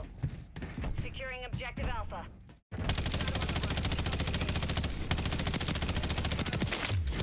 Friendly mosquito active. Secured all objectives. You can be online. Enemies taking Alpha.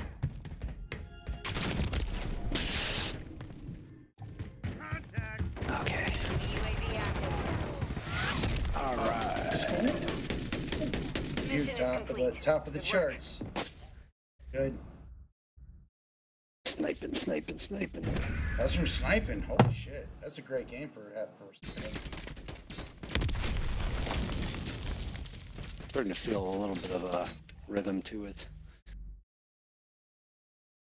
Good kills in.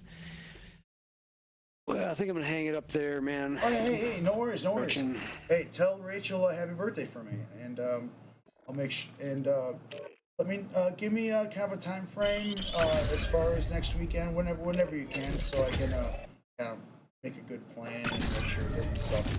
Make sure we're not bored at any point. All right, yeah, I'll have to take a look at the Metro schedule. I'll figure it out. Yeah, I'll get back to you. Yeah, no worries. And Thanks for playing. I will talk to you if you're on tomorrow. Hit me up. Okay, we'll do. Awesome. Have a good night. You too. Bye.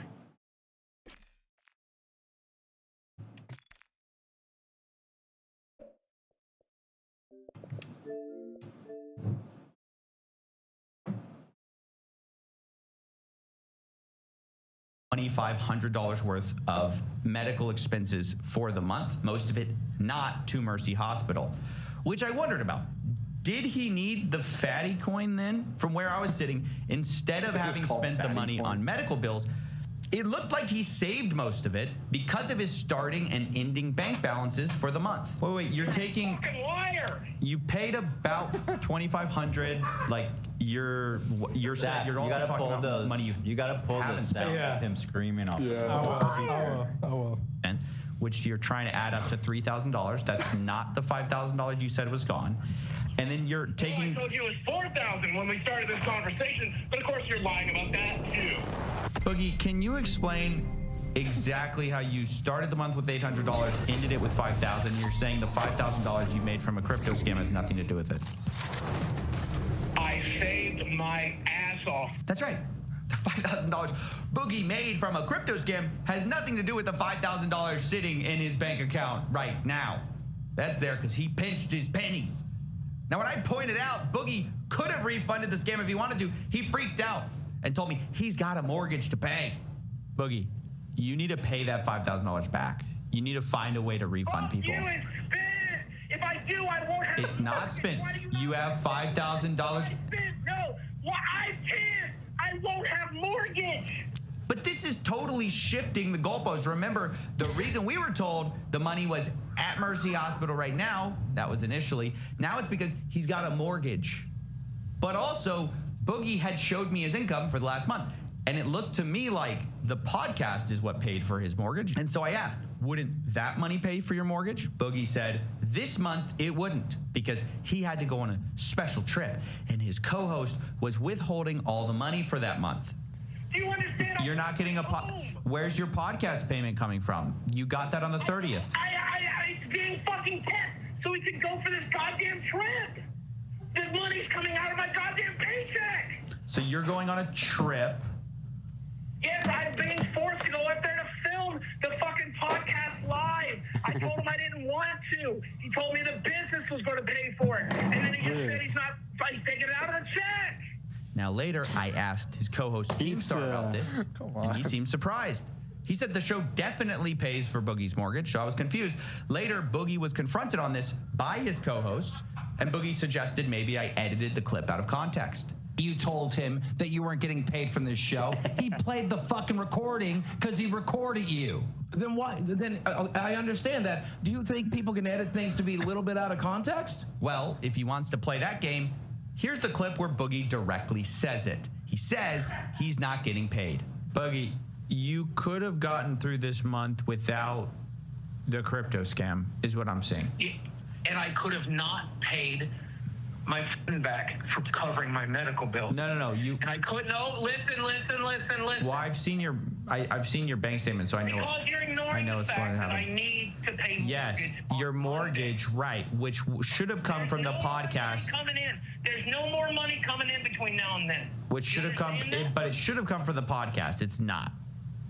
Right, because I'm not getting paid this month because I have to travel to do an on-location shoot. This guy is so manipulative. Yeah, and so I mean, it's fantastic. I recommend the whole part with Destiny when he calls in. It's like 20. It's only like 20 or 30 minutes, but it's so good. The whole thing is incredible. I'm listening to it on the way home for sure. It is so good. He's slowly turning into Francis, dude. Yelling like that. Oh my God, he's becoming Francis. Yeah. Right. That was the real persona. Maybe he'll come back around and be like, it's all been method acting. When he was yelling just now, I sensed the Francis voice in there. That wasn't Boogie. Think of that. You're right. That wasn't Boogie, dude. And just remember that Boogie, right before all this went down, his choice words for me to get my shit together. Get your shit together, Ethan.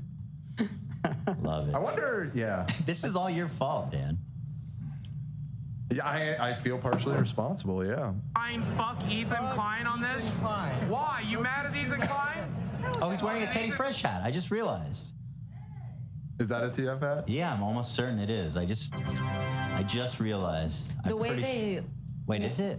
I was Well, wondering maybe it's that too, not. because you have a hat like that that's blue. It's like a blue and pink, so... I think it's not. It looks very similar to the one we made, though. Yeah. Ethan Klein? Hell yeah. Oh, did Ethan Klein invite you to his podcast, use you for your clout, not even talk to you afterwards, He's not loving even it. feed you, barely even fucking treat you like a human being, and then block you on fucking Twitter after you did a stroke 3 times? Yeah, I can understand why that would make you mad. Let me sign this motherfucker. This is really what you wanted, huh? Oh, yeah. Yeah. Ethan, I used to love you, brother. Get your shit together. What? You still love What were me? you saying, dude? You still love me, even though I didn't feed you? Right. This is you. This is so you, Dan. Dan leaves Boogie's submission out of the roast supercut. Boogie fakes getting cancer. Yes. Oh, I'm sorry to do that to you, Steven. Why would you do that, Dan? Why would you fake him Boogie having cancer? Yeah. All right, that's enough. It was showing daytime before when it was minimized. Oh, the dreaded loop. We reached the end of the video. I haven't laughed that hard in a long time. I He's spit great, out my isn't drink. he? I had to run out. See, you can't write that shit. Oh shit! People are exposing me on the subreddit already. Fuck! Look at this. People are what? They're exposing me on the subreddit. Food. No Oh shit! Oh no! That's fucked up, bro. That is fucked up. I would have ordered him a pizza if he wanted. You're so right. Maybe Boogie had a point faking cancer. Yeah. No pizza on that table. Yeah. True. It's valid. It's valid. All right, listen, we've been going. We're back. Thank you, everyone, for being here. It's good to be back. We love y'all. Let's keep it going. Hey, let's keep it going.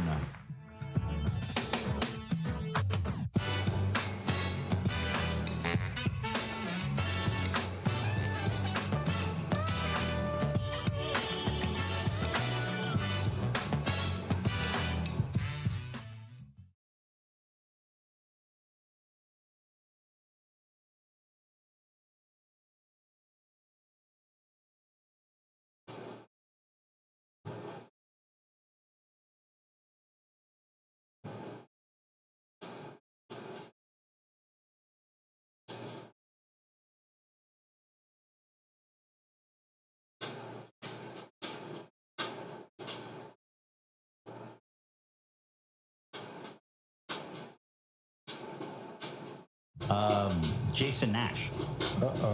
Is getting nashed on by Tana. Today, we will be discussing Brooke Schofield versus Clinton Kane. And you can see that I put versus Clinton Kane in super tiny font because this is Brooke's story, okay? Clinton, he weighs in. I give what he says the time of day. But this is Brooke's story, and we know we're on Team Brooke. You SCO, girl. You SCO, girl. Ladies and gentlemen, the 46th President of the United States of America, Joseph Robinette Biden, on July 21st, 2024, has chosen to drop out of the race. That's right. I told you that would happen. It's coconut time, ladies and gentlemen. You already know. Joseph Robinette Biden has officially dropped out of the race and, as I told you he would, endorsed Kamala Harris. IsItJover.com says it is 100% Jover, ladies and gentlemen. Campaign is canceled. I need some time to relax and bounce on. I'll announce Kamala when I feel like it. Woo! Remember when I told you guys, I said this is the most boring election cycle, but overnight it has the capacity to become the most interesting election cycle. We're there! We're officially there! This is now officially become a historic run. It went from a rerun between a cadaver and a convict, both people that Americans were tired of, on both sides, regardless of policy. People were just like on vibes alone. They were like, bro, I don't care about this. I don't want to dial into this. I don't give a about this at all. Guys, 7 days ago,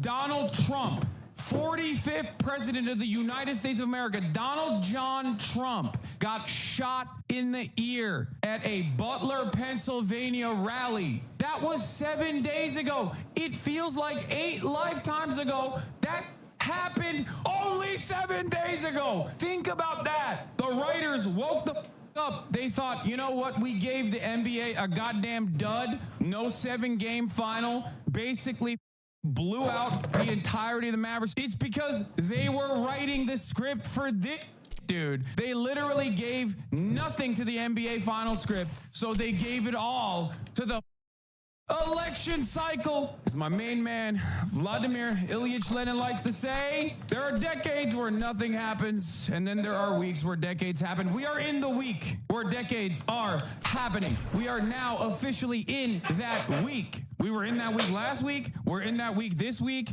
It hasn't stopped being the week. Bro. Immediately, they're switching up the narrative so fast. I told you. Bakari Sellers, Kamala is running against the oldest nominee for president of the United States in American history. I mean, the man is nearly 80 years old. And so the question is, can he serve another 4 years? I'm not sure he can. Now, every single one of these indecent straight up were like, Joe's not old. How dare you say that? Every single one. What did I tell you? I told you there's no Biden or busts this goddamn party. They're all just ruthless machine politicians with bad instincts. It didn't even take 30 seconds for these to switch up. They were trying to gaslight us. Oh, Joe Biden is not going to drop out. You're out of your mind. He's actually sharp as a tack, okay? He's actually sharp as a tack. The moment that they switch it up. What did I tell you? You think Harry Sasson is going to be out there being like, yeah, actually, I'm a Biden dead ender. Sorry, Biden or bust for me. I wanted a candidate that's like 800 years old, you know? Kamala's too young, too vibrant. You think that's what they were going to say? There were people in this media that were trying to tell me, Hassan, Biden is actually really popular in certain demographics. The media or certain aspects of the Democratic Party are really riding with Biden. Like, no, they're not. They're just careerist pieces of who did not make the right calculation, okay? Vindication after vindication. Put some respect on it. Obviously, put some respect on Uncle Cenk, too, who's been dialed in on this issue for months at this point. People made fun of him. Not me, of course. I'm riding with Cenk as always. But he was right 100%. He was right from the jump. 2020. Yep.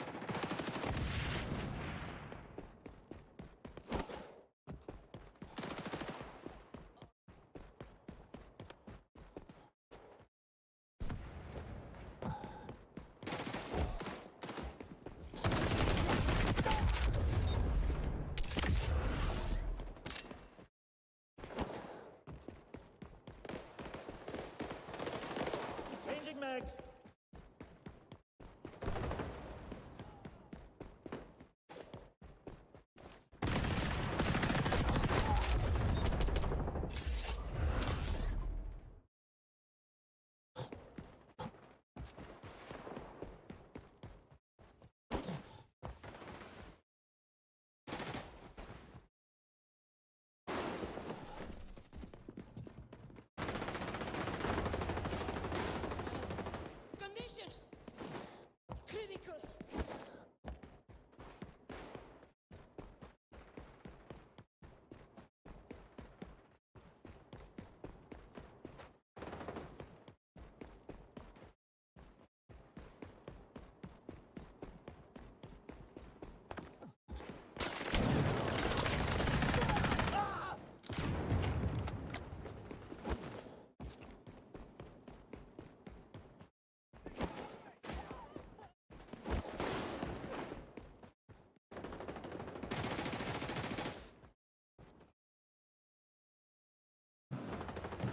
I was muted the whole time. Fuck my life.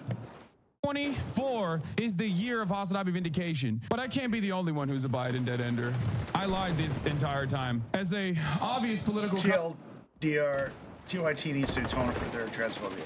Commentator, as a unbiased political journalist, political commentator, I always try to tell you not what I think, but what the public wants to hear. And for that reason, I must reluctantly tell you that I will not be voting for Kamala Harris because I was riding with Biden. I'm the only one in America, in the United States of America, that was actually like, I need the 800-year-old carcass. I need him. I need him in my veins. I need him. Just kidding. Of course not, because I'm not a idiot. All right, let's continue. Let's see what Bakari Sellers, who was selling us the idea that Joe Biden is fine not that long ago, what is he saying now? Getting them, whipping them up, trying to get them on board for Kamala Harris. I don't think that's going to be a difficult task. Get anything else, the vice president. Where's Jamie Harrison? Where's Jamie Harrison? Bring him to me now. $100 million lost in front of Lindsey Graham. Then the Democratic Party puts you on the DNC chair. Where is he? Where are you? What happened? I don't want Bakari. I want Jamie. I want to see that on television on the front lines going, yeah, everything I lied about for the past 6 months. Actually, I was just lying. What are we doing? We put up who does not know anything about campaigning, who got absolutely bodied by Lindsey Graham, an in-the-closet gay man in the Deep South, who is one of the least popular politicians in Congress. Jamie Harrison dumped $100 million into that race, and then what did the Democratic Party do?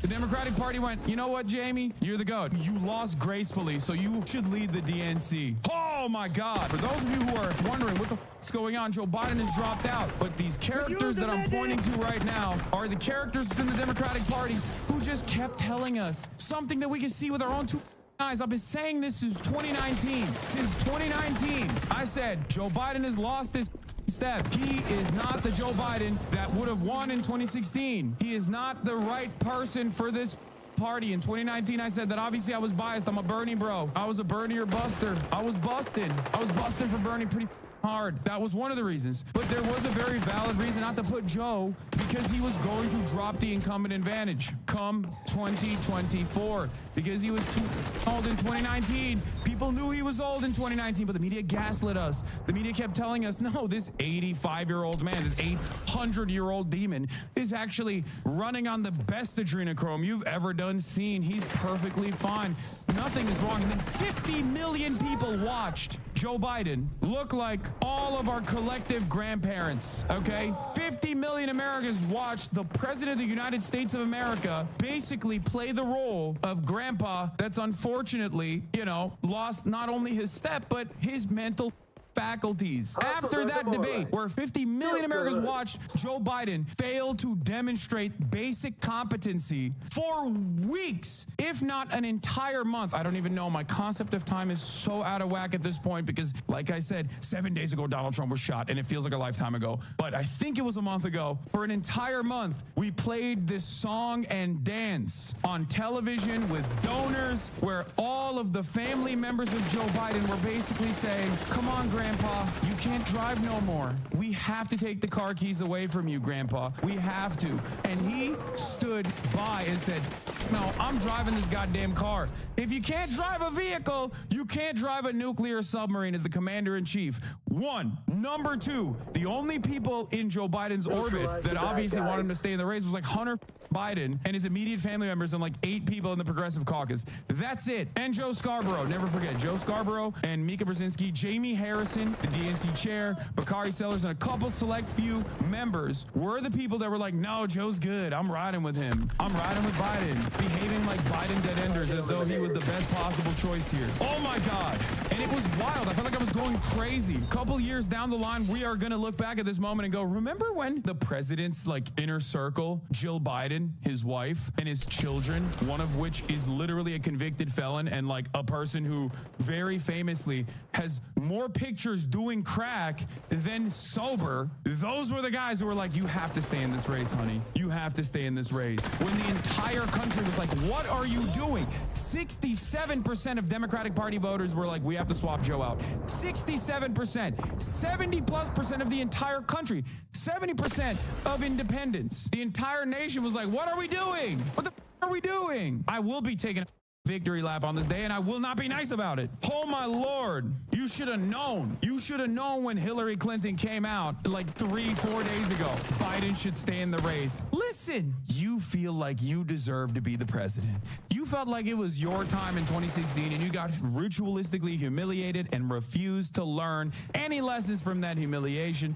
You stuck to it, and now it sucks because there's another woman. There's another woman with a likelihood of possibly winning the presidency, as a matter of fact. Those words are never going to be Madam President Clinton. If it happens, it's going to be Madam President Harris. Going to be Kamala Harris. And that probably stings you right in the heart. Every time you think about that, you're like, ah, because you're a bad person. Hillary Rodham Clinton, you are a bad person. You brought Donald Trump upon this nation for 4 years. Your incompetence, you and you alone, and all of those in your immediate circle is responsible for Donald Trump. They did the Pied Piper strategy. They propped up Donald Trump. They said Donald Trump would be the best possible person to run against, and Donald Trump defeated you. Your instincts were so bad. You're like, Wisconsin, I don't need to go there. Why would I go there? You know what I mean? Oh, blue wall, my... And for a moment, I thought this was a rerun, that this election cycle was seemingly a rerun. Bad candidate that many people are not enthusiastic about going up against an unknown entity in 2016, but a known entity now, for better or for worse. But I told you, it's like, this is not a 2020 rerun, this is a 2016 rerun. We have a person who's gripping on when everyone else is reading the room and recognizing that this situation is untenable. This is not good. It's not good at all. That he is going to most likely lose to Donald Trump. The DNC, Jamie Harrison, only 48 hours ago. What a difference 48 hours makes. We'll see. Oh, we'll see, baby. We'll see what kind of difference that makes, won't we? Haha. Let's see what he had to say, actually. You know what? Let me be ruthless today. Let me be a piece of... Let's see what he had to say. He said, just in case you didn't know, I'm still riding with Biden 2024. The polls that are most important to me is when I hit the ground and I interact with folks. Look at the crowd that Joe Biden talked to at the NAACP. Can you imagine bringing up crowds when you're Joe Biden and you're running against Donald Trump? Joe Biden never in a million That's how years Shadow had the Team does it. same level of fandom as Donald Trump. And he never did throughout his entire political career. And he did not when he was the vice president. That was for Obama. And he did not when he was the president. And he is the president still. The idea that you would ever bring up something that Trump is objectively good at, which is no metric of success anyway, because Trump drew significantly larger crowds in the 2020 election and still lost to Joe Biden. The idea that you would bring that up when you're running against Trump is so stupid. The reality is 67% of Democrats said that they were voting against Trump. They were not voting for Biden, whereas 60% of Republicans say they are voting for Trump. That's the difference. That's the difference. So for him to be like, oh, he draws a lot of crowds, like, who are you lying to, man? Who the are you lying to? These are folks who are leaders, black leaders in communities across this country. And then bringing this up, 52% of black voters in the Democratic Party said that they want to replace Joe Biden, that they said he was not competent enough to be president even. That's also...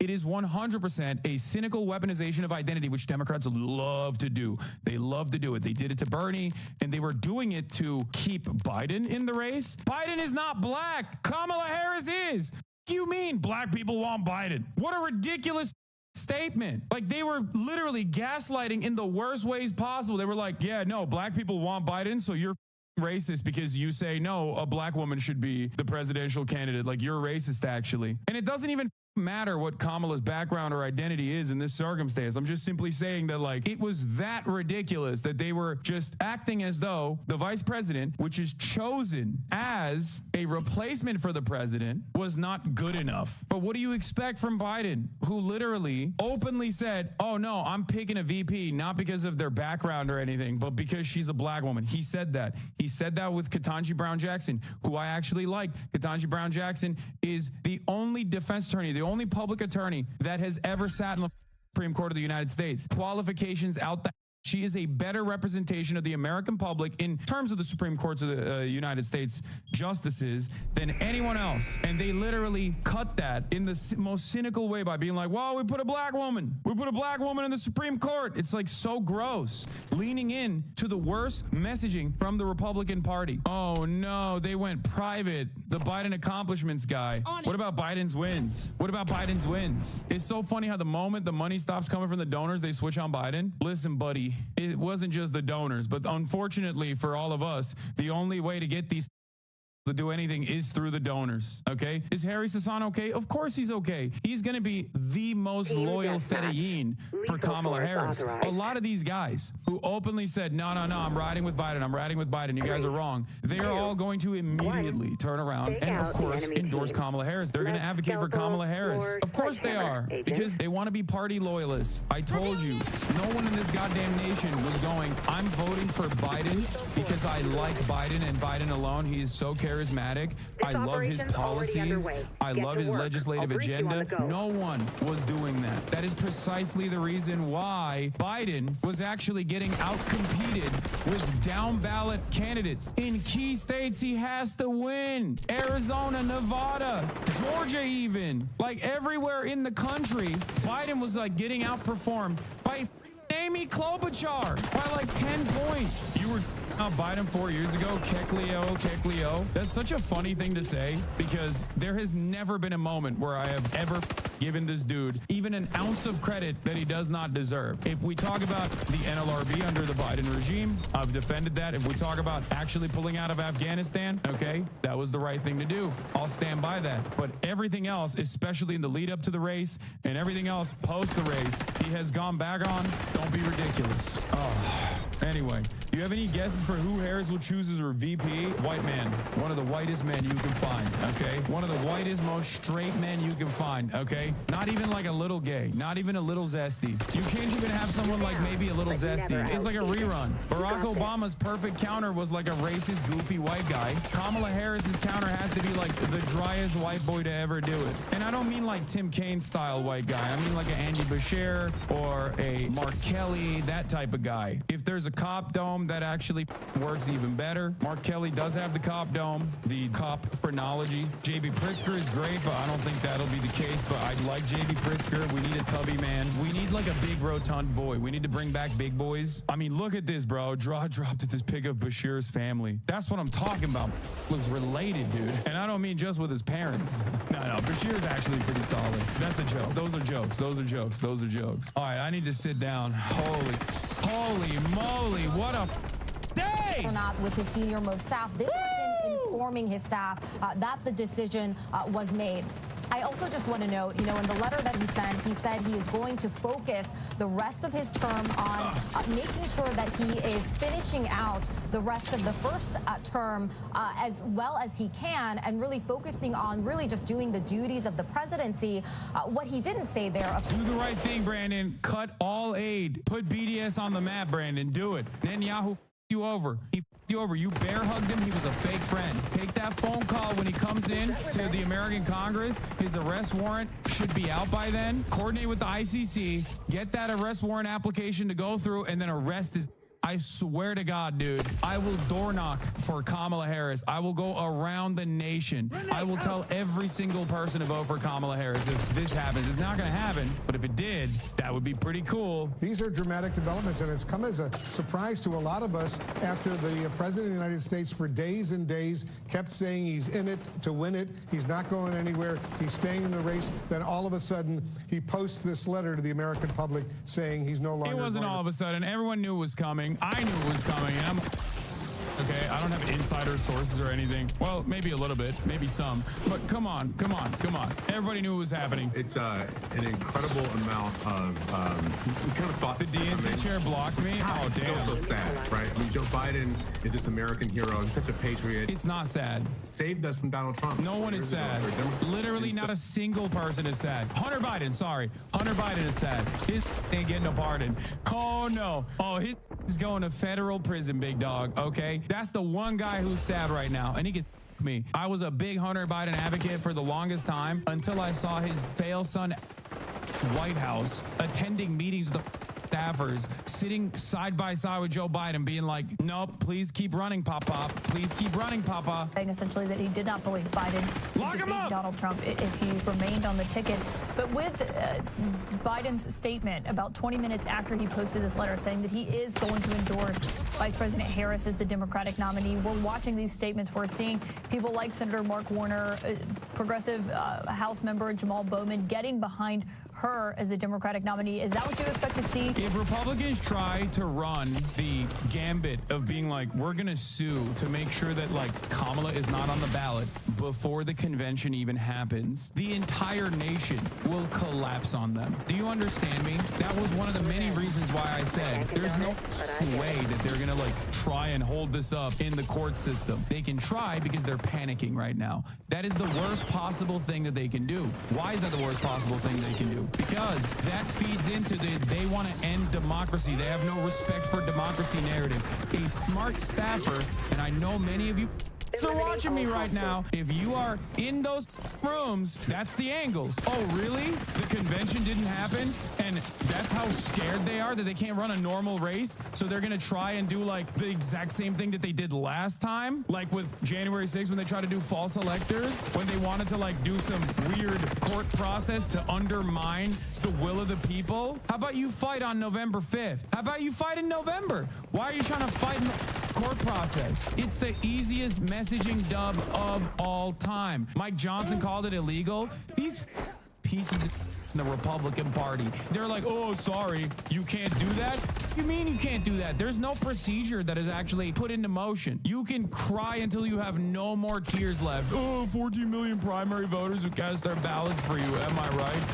Them off. Over. Suck my dude. Your account's called End Wokeness. Keep crying, okay? These are the types of people who like imagine trans people in their minds and then have an aneurysm, okay? These are not serious people. Get the out of here. Keep crying, dude. Oh, it's so beautiful. It's so wonderful. It's so brilliant. Oh my Lord. They're chirping so hard because they know that Biden was a weak candidate. Anyone that's like even remotely competent is actually going to be a stronger candidate than the carcass. There's enough movement and enough momentum in the Democratic Party. They got juice right now. They got motion, okay? I need you to understand something. They can still up, and the Democratic Party always up, okay? So these upcoming months are very important, okay? They're very important. Kamala Harris has to basically undo a lot of the last minute motions from the Biden administration. CNN, avalanche of donations pouring into Harris campaign. President Joe Biden is patriotic American. Dude, I verbatim told you. I could have written these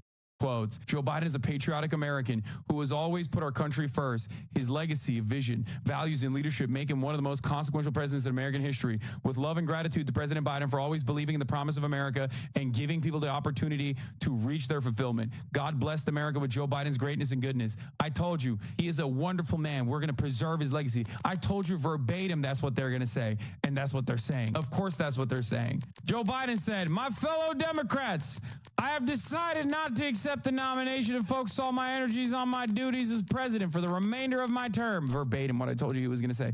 My very first decision as the party nominee in 2020 was to pick Kamala Harris as my vice president. And it's been the best decision I've made. Today, I want to offer my full support and endorsement for Kamala to be the nominee of our party this year, Jack. Cut the malarkey, Democrats. It's time to come together and beat Trump. Let's do this. Let's do this. Thank you, thank you, thank you. Watch me. I'm going to finish the job. I'm going to finish the job, Jack. Thank you, thank you, thank you. Anyway. So Fresh and Fit had a live event that was a total disaster, apparently.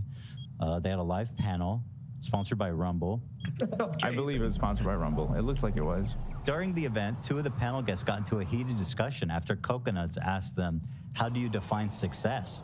Here's an edit of the said discussion. This is very exciting. Excellent. How do you define success? My definition of success is across the board. If you're not ripped, if you're not rich, if you ain't rare, if you don't stand out, if you ain't across the board If you're not successful, rare? it What are you, a doesn't fucking Pokemon? What do you mean you're not rare?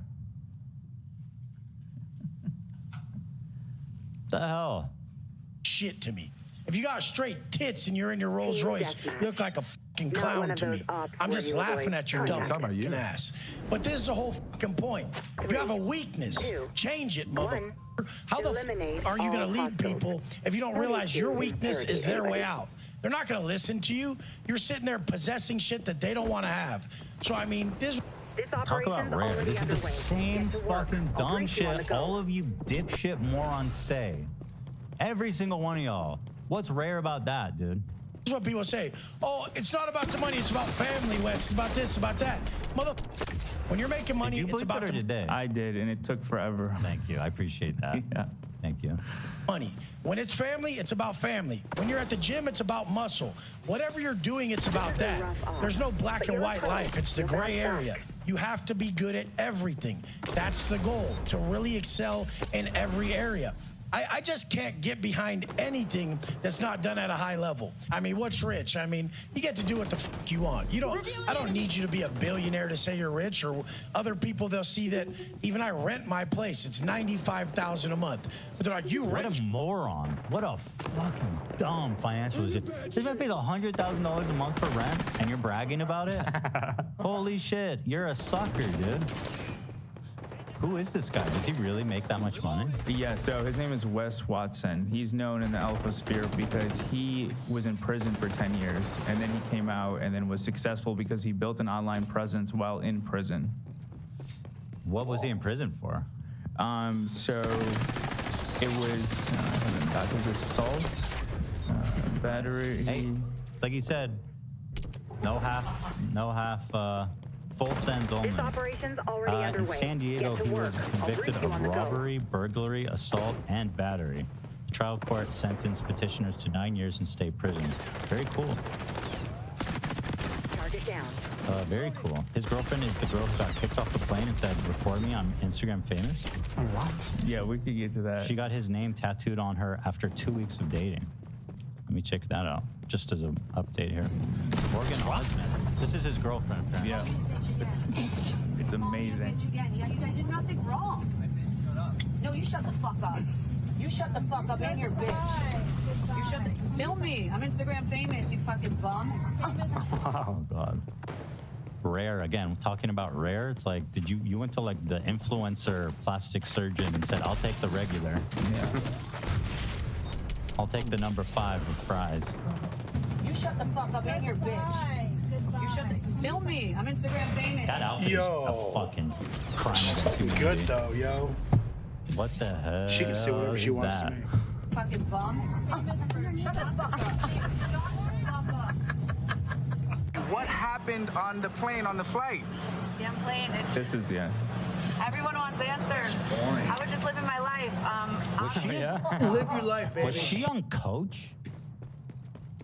It looked like she was on coach. Yeah, yeah. Because they don't kinda usually cringe. have first class back there.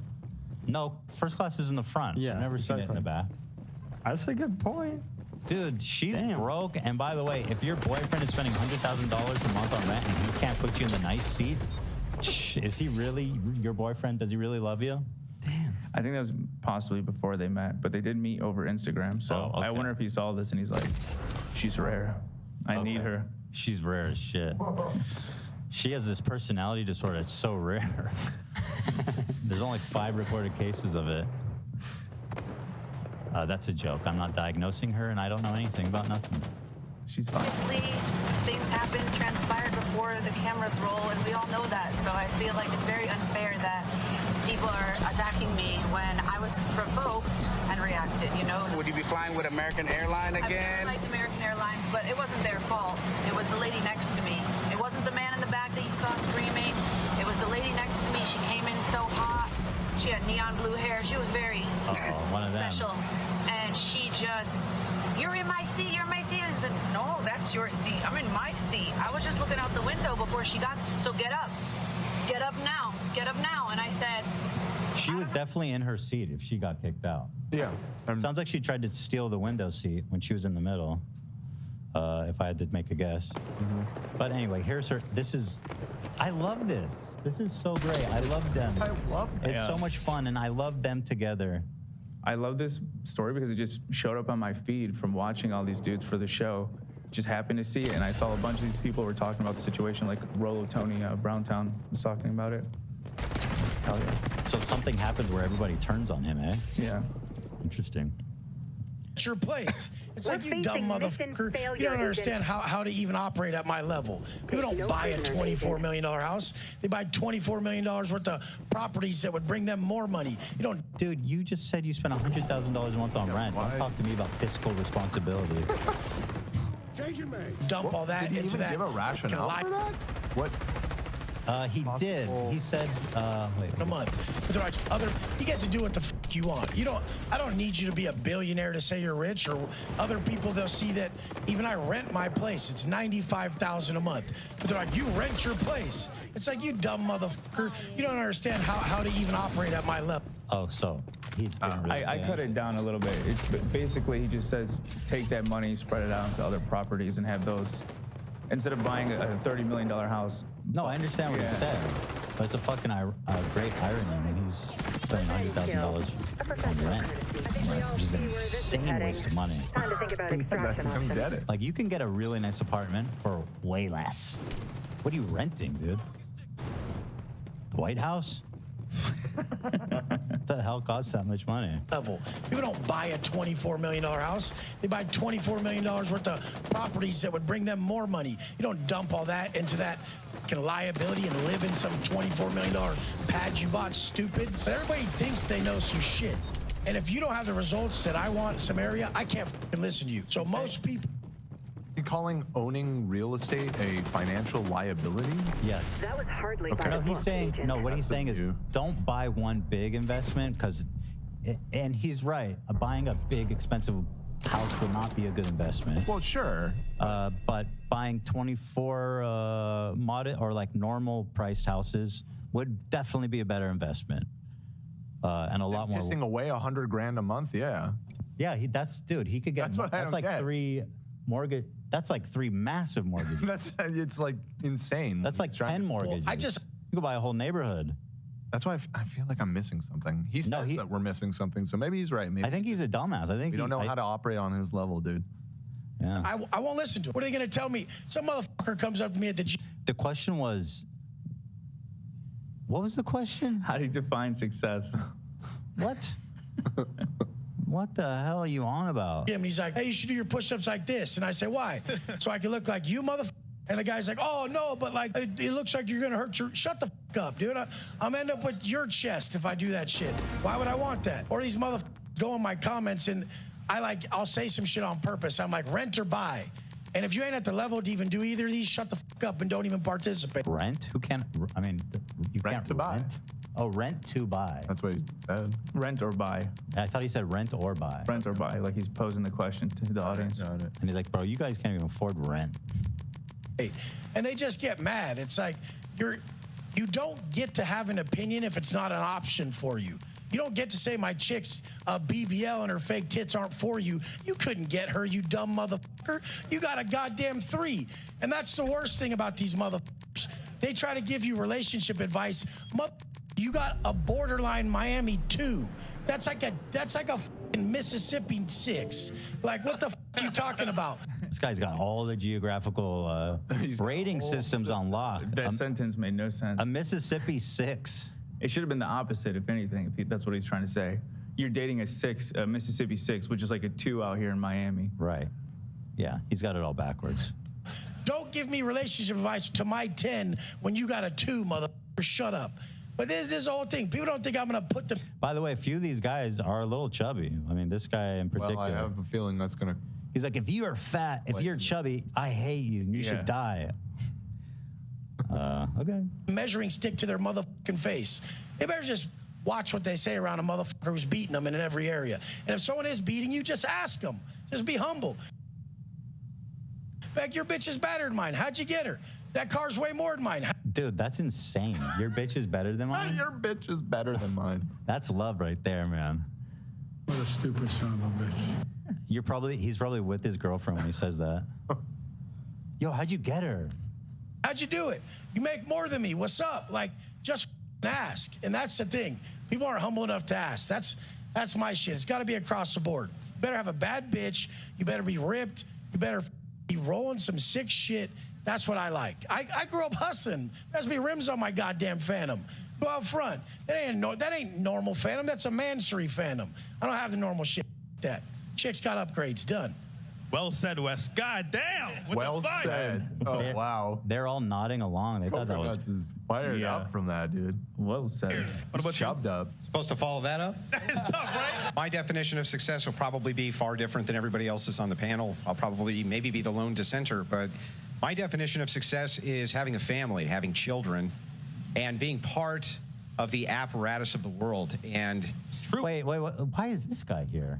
So I looked into this dude. He seems like he's in the same circles, but he's like a Christian dude. It's more of like religious based, and when he talks, He's not an alpha guy though, or is he? He's a like, life coach. Yeah, no, he's like he's a smaller creator. He's the host of something called The Crucible on YouTube. It has like 80K subscribers, but he's been on like Fresh and Fit multiple times. He's been on the Whatever podcast. I mean, his advice is way better. I'll be honest. Yeah. Well, this is like the fundamental contradiction of Fresh and Fit and Myron in particular's whole thing is they have this sort of conservative mindset, but that allows for like an easy alliance with these like kind of more conservative Christian types, but they're never gonna like actually agree with each other on everything because they disagree on almost everything. Exactly. Honestly. Like it's like a family very, values. very tentative alliance between those two things. Family values versus fucking 1,000 women. Right. He's a debate, bro. This other dude. Sure. Oh, he's a debate bro? Yeah. Okay, so he's gonna crush this guy. Right. I mean, the question itself is dumb, let's be honest, because everybody has a different definition of success, obviously, you know. True wealth is a rejection of materialism. As Christ said himself, what good does it benefit a man to gain the entire world at the cost of his soul? Right. Ooh. But you know, exactly. This is what drives me nuts about like Myron and a lot of these guys is like they have this like religious streak, but like actual religious people like this guy, especially religious conservative people, they don't actually align on like anything else other than like, well, women should be subservient to men. That's what brings them together. You know, I appreciate that he's like taking them on. Yeah, but you know what? He's not even confrontational. He actually says like, it's okay that you are into those things, but I'm not. Which is, yeah, you'll see. It hurts though. These guys are so fragile. What he's saying has got to hurt bad. Oh, yeah. And essentially, when I think of wealth, I think of materialism. It's okay to have materialism. It's not against Christian ethics to become rich, become wealthy. But I just think it's all beside the point, ultimately. You're trying to go for a single thing, and it's to achieve something greater than money? the person. Does he have money? No. Do you have money? No. No, I don't have. I don't have. Then shut the fuck up. I don't have money. But that's the whole audience. What is that? Like 20 people? How many people are there? 8 per row. 1, 2, 3. I don't think it's 5 rows. 40 people or so. 40 people, huh? It's a big show off for them. Looks like they did it at the local gymnasium. Like, what is that? A pool behind them? It's like at the local Hilton or something. What the fuck is this? Oh man. But here's the thing. Why is money valuable? Do you have money? What is money valuable for? I'm just asking. Do you have money? I just. Oh, dude, he's such an AI. Like, or they always say a what? A bot. An NPC. Yeah. Do you have money? I don't know. But no, I'm broke. I'm a nobody. No, but really, you are? Yeah. Is he really broke? Yeah. I just want to know. I have to know. No, I'm not. What do you want? He said he's broke, you dipshit. He's like, why are you on stage? If you don't have money, why are you here? I'm not one of these rich guys. I don't have a Bugatti. I don't have a Lambo. I just really have to know. Like, how much money you got? Probably $5 in my pocket. Not much more. Can anyone answer for the guy? Why do they think I'm kidding? I have a family. I take care of an entire family. That takes a lot of money. He's doing all right. Okay, but okay. This is the thing, you guys. If you ain't fit, you can't say it's not all about being in good shape. Why not? If you don't have money, you can't say it's not all about money. Yeah, why not? But if he does have money, he can say that. Why not? Why can't you say? Why must you have the thing before you? Hang on. Let me ask the question. Because hypothetical is hypocritical. Let me ask the question. Hypothetical is hypocritical. How do you even know what I was going to say? Hypothetical is hypocritical? All right, man. Sweet. Fight! Before I've even been allowed. Dude, this is great. Oh, yeah. I'm eating this up. Yeah. I know what you're going to say. Then what was I going to say? You're going to say, why can't you ask the question? Okay, so... What?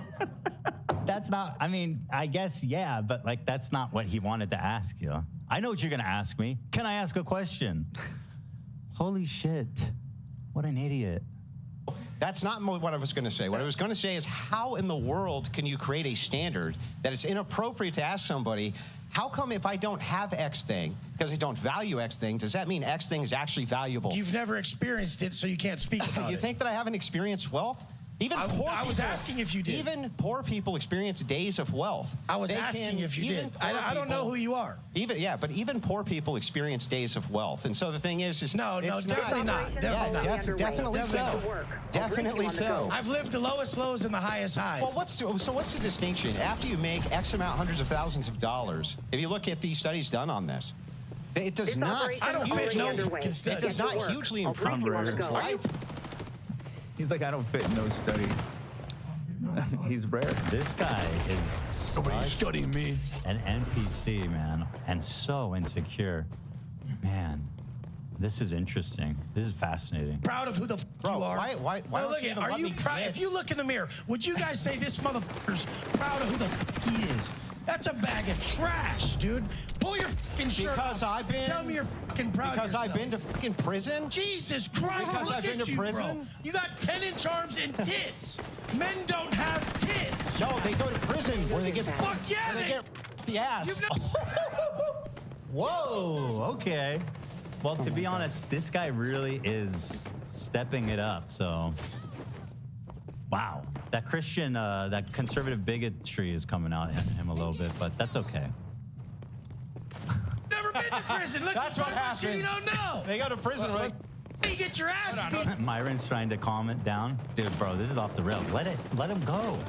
This is the best thing. You think that's better? You think that's better? Let's let him give his definition of success. Okay, good, Myron. And then, Having tits and 10-inch arms is what a man is. Let's let him get Please his, don't listen to that. Wes, let's let him get his thing out and then Tits. We can have different opinions. Yeah. Titties. Anyway, back to where I was at. Boobs.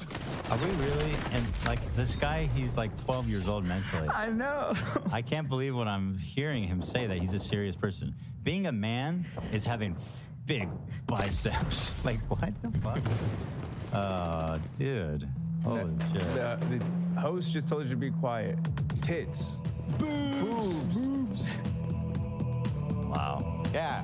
Okay, prison. But anyway, if you want to follow the successful mantra of a man who tells you he's reformed from prison, understand why they might have gone there to begin with. And yes, I do think that a rejection of materialism is something missing in society, and I do think that true wealth is the family, and I think that true wealth is having a wife, and true wealth, that is what I think it is, and that is what I think truly success is. I mean, what he's saying, I think, is exactly Wow. right, in my Okay. opinion. It's not like so much like you need the tried nuclear to go family, live but true wealth is on like the channel. the relationships you There's have, something up with the like being permissions, but I content know within Sam went yourself live, and with so the I'm people up. around you. And nobody in this space would ever dare to say this. Nobody ever would say this in this space. And it's, I feel like self-apparent, you know? But they live in this fantasy world where saying the obvious is somehow sacrilege. It's crazy. Is being able to go home and look your family in the face and know that you're doing everything you can to support them. That's then what when I you think go to the success beach is. with your family, they're like, "There's my stud dad right there standing there. You're That 12. stud You're right there with literally- his shirt off." You're literally 12, dude. What do you think your kid would prefer? If his dad had big ass biceps, or if he like read a book with him? Yeah, my dad was never at home, but his biceps are fucking huge, so I love him. Yeah. Do you have children? Look at that stud. Do you have children? I do have children. How many? I have 2. You have 2. So, are you saying that? What's their birthdays? I bet you that shit he wouldn't be able to know. Your Bugatti and your money and everything else is worth more than your children? My dad's a superhero. Look what he brought to the table. Look how hard this guy works. He came from nothing to this. Yeah. He's, God damn it. You're still whining. Stop whining That and is just a make an product. argument. I'll smack your fat ass. So you're gonna. Oh, okay. Now we're getting Wow. Again, so pathetically insecure. Now he's got to turn to violence. Fight! Wow. Damn. I don't know how nobody called him Mr. Clean this whole time. Like, really, the right. He's not Mr. Clean. He's Mr. Dirty. That guy's so roided out. His dick is probably the size of a Tic Tac. Oh, yeah. You know what I mean? 2 Skittles and a Tic Tac is what he's walking around on. But let me tell you a secret. It don't taste as good. We're facing mission failure, Agent. 2 Skittles and a Tic Tac, but it tastes like black licorice. No bueno. No prisoners, Agent. You're gonna. All right. Do you usually attack armed men in Florida? Oh, he's armed? Jesus. I didn't understand that. Yeah. No, he's saying he's armed. Says you usually attack armed men in Florida. I mean, this is in Miami, I think, and I believe it is. He's an armed man. Yeah, we obviously are. I need a machine gun. You dude. All right. Look let's at just your goddamn self. Okay, well, he's not wrong though. All the muscles in the world don't matter. If you have a gun, you win. This is not fucking 10 BC. Yeah, exactly. This isn't like caveman shit anymore. I've never seen such a pathetic motherfucker. Okay, well, let's chill out a little bit, man. A little bit. This is not Myron, what men look like. Let's let him What do they finish look his like? point. Fucking shit. What do they look like? Bald prisoners? What they look like? This is Ooh, going after the baldness. He's the only bald dude on stage, so everyone else is clear. Well, Myron's bald loser. Dan's a bald king. There's a difference. Oh, thank you. Clear. Thank you so much. Yeah. It's people like this think they can talk to someone like me like that. They really think they can. He knows he wouldn't do shit about it, and that's the problem. I mean, you're the one who got hostile for having a difference of opinion. Dude, check it out. You started coming at me about some other shit. This is what the show is supposed to be about. I like this shit. So personally, So do I enjoy it. Yeah, I enjoy But blood sports. We can agree to disagree. We can have a move on, but Jesus Christ, men don't have tits. We can agree on that. Physically, men usually have hair. We can agree on that.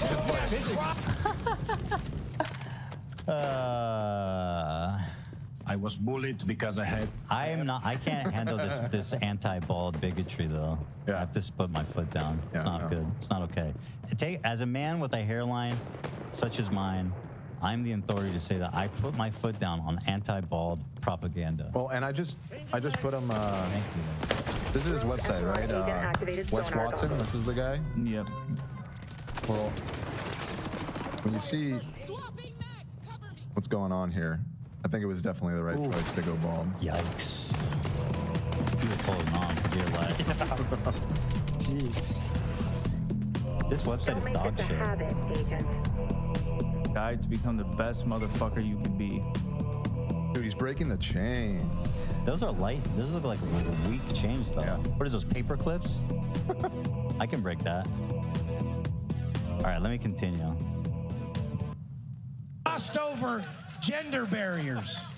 I think we can see each side had different opinions. By choice, crossing gender barriers, by growing tits. Would any of you guys really hang out with these guys? This is not an argument. Like, Jesus Christ. They're skilled at some things. Whoever said Hang that. on. Wait, what did he say? So this is like a little bit after. He was saying, would you really hang out with these guys? And someone in the crowd's like, I would. And he's like, fuck you.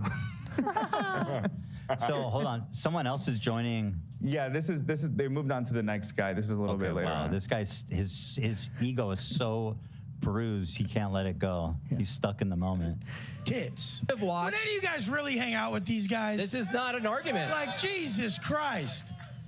They're skilled at some things. Whoever said Hang on. That bass guy right there just said, hell yes.